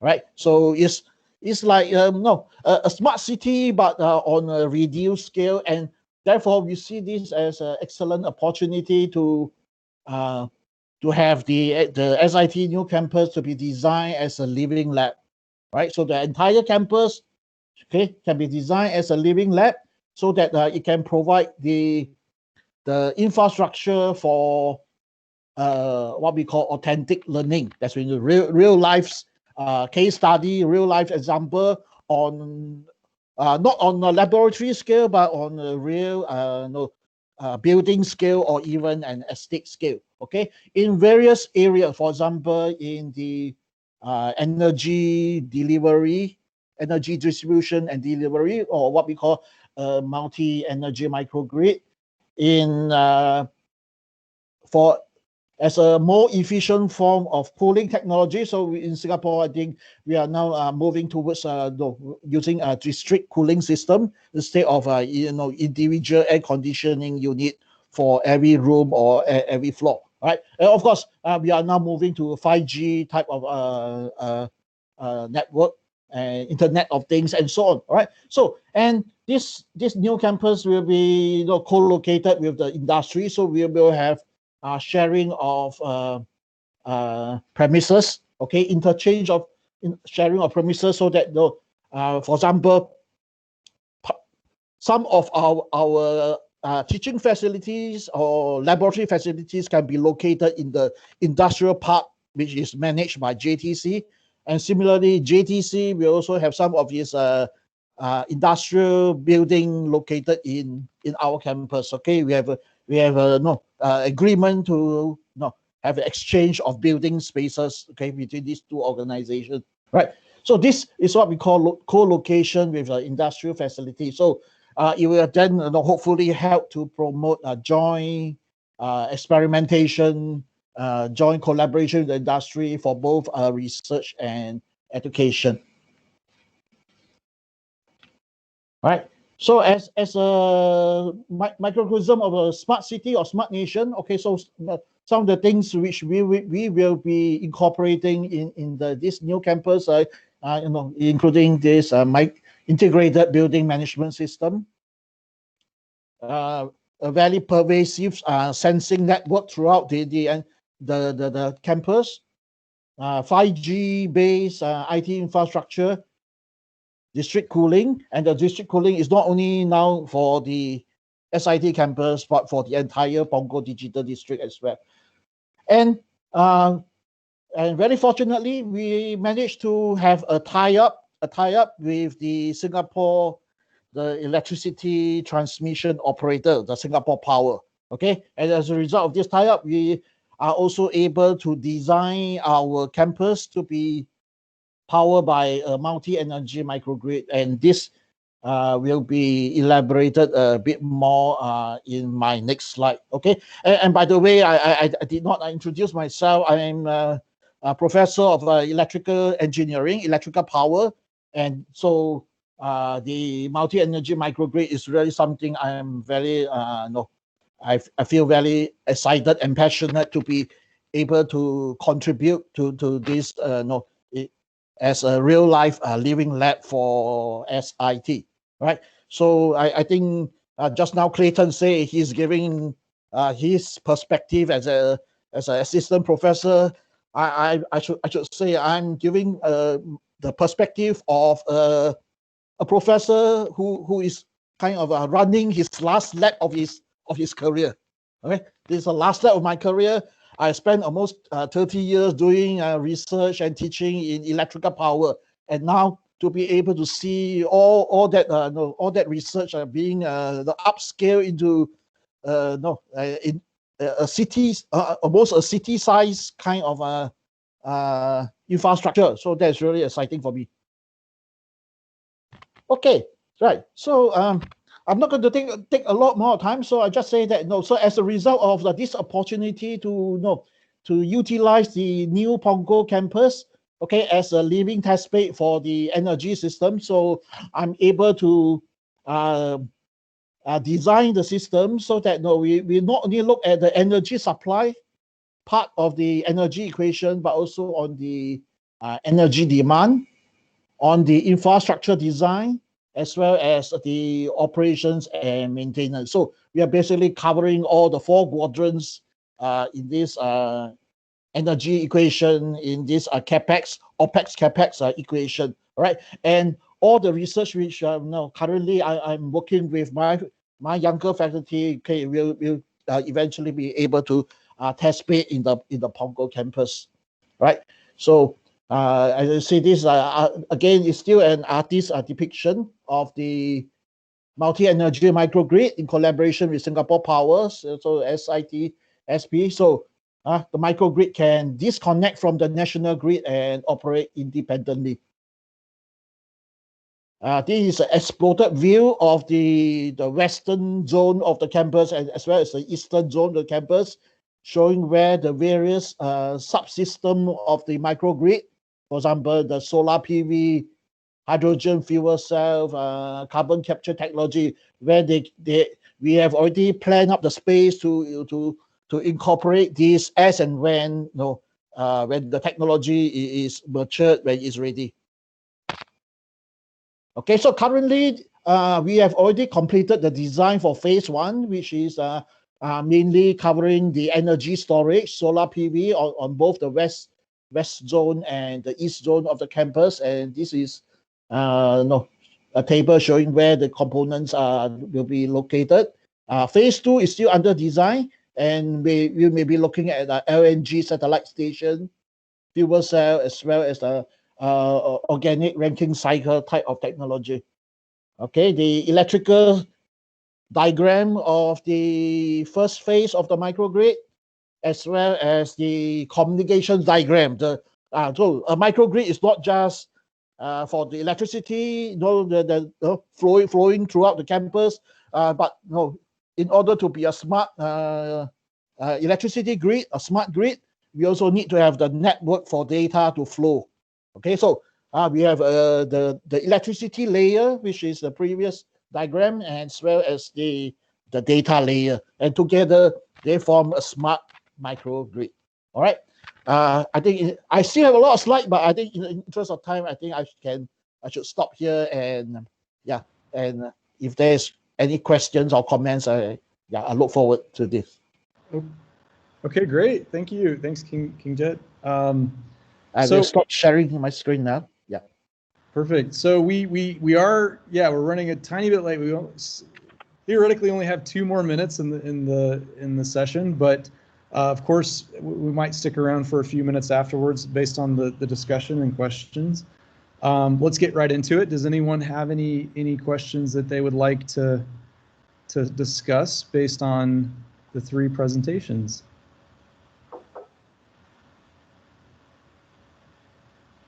It's always a little bit of a risk to have Q&A with only a few minutes left. I think a lot of people want to head to lunch or to dinner, one or the other. But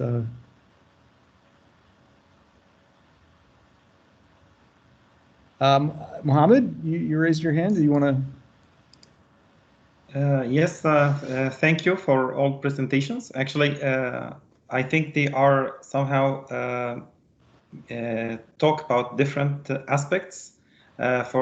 From Annemie, it's holistic and shows all aspects of which should be considered. This is how I read it, and this is very useful.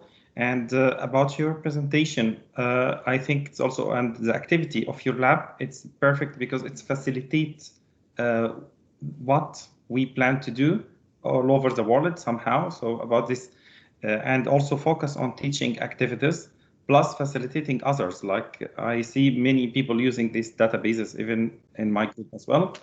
And also, of course, the great presentation from Singapore Institute of Technology. It's like very inspiring. What I can't comment more, but it's there is many points inspiring, especially regarding to this micro grids, which is extremely needed for positive districts, energy positive districts. Yeah, so it's all presentations are very useful, and it's very important to have activities which facilitate others. So, and this is perfect actually.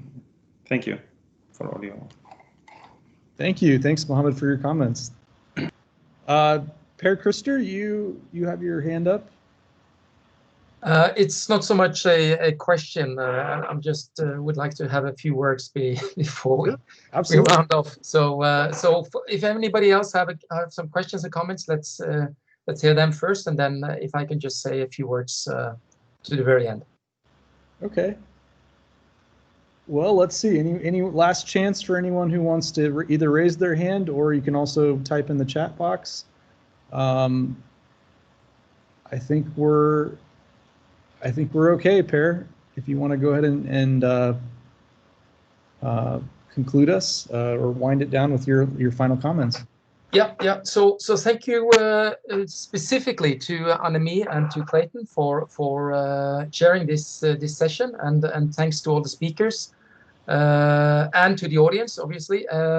It was a great session. It really went deeper and wider, I think, than the first session we had yesterday, both in terms of looking at specifics for the data opportunities, the data mining, the data visualization, but also on looking at the wider perspective from development of smart cities on a global scale. So thanks to all that. But and of course also the last part here we heard about the universities' engagement and their important role in developing of this.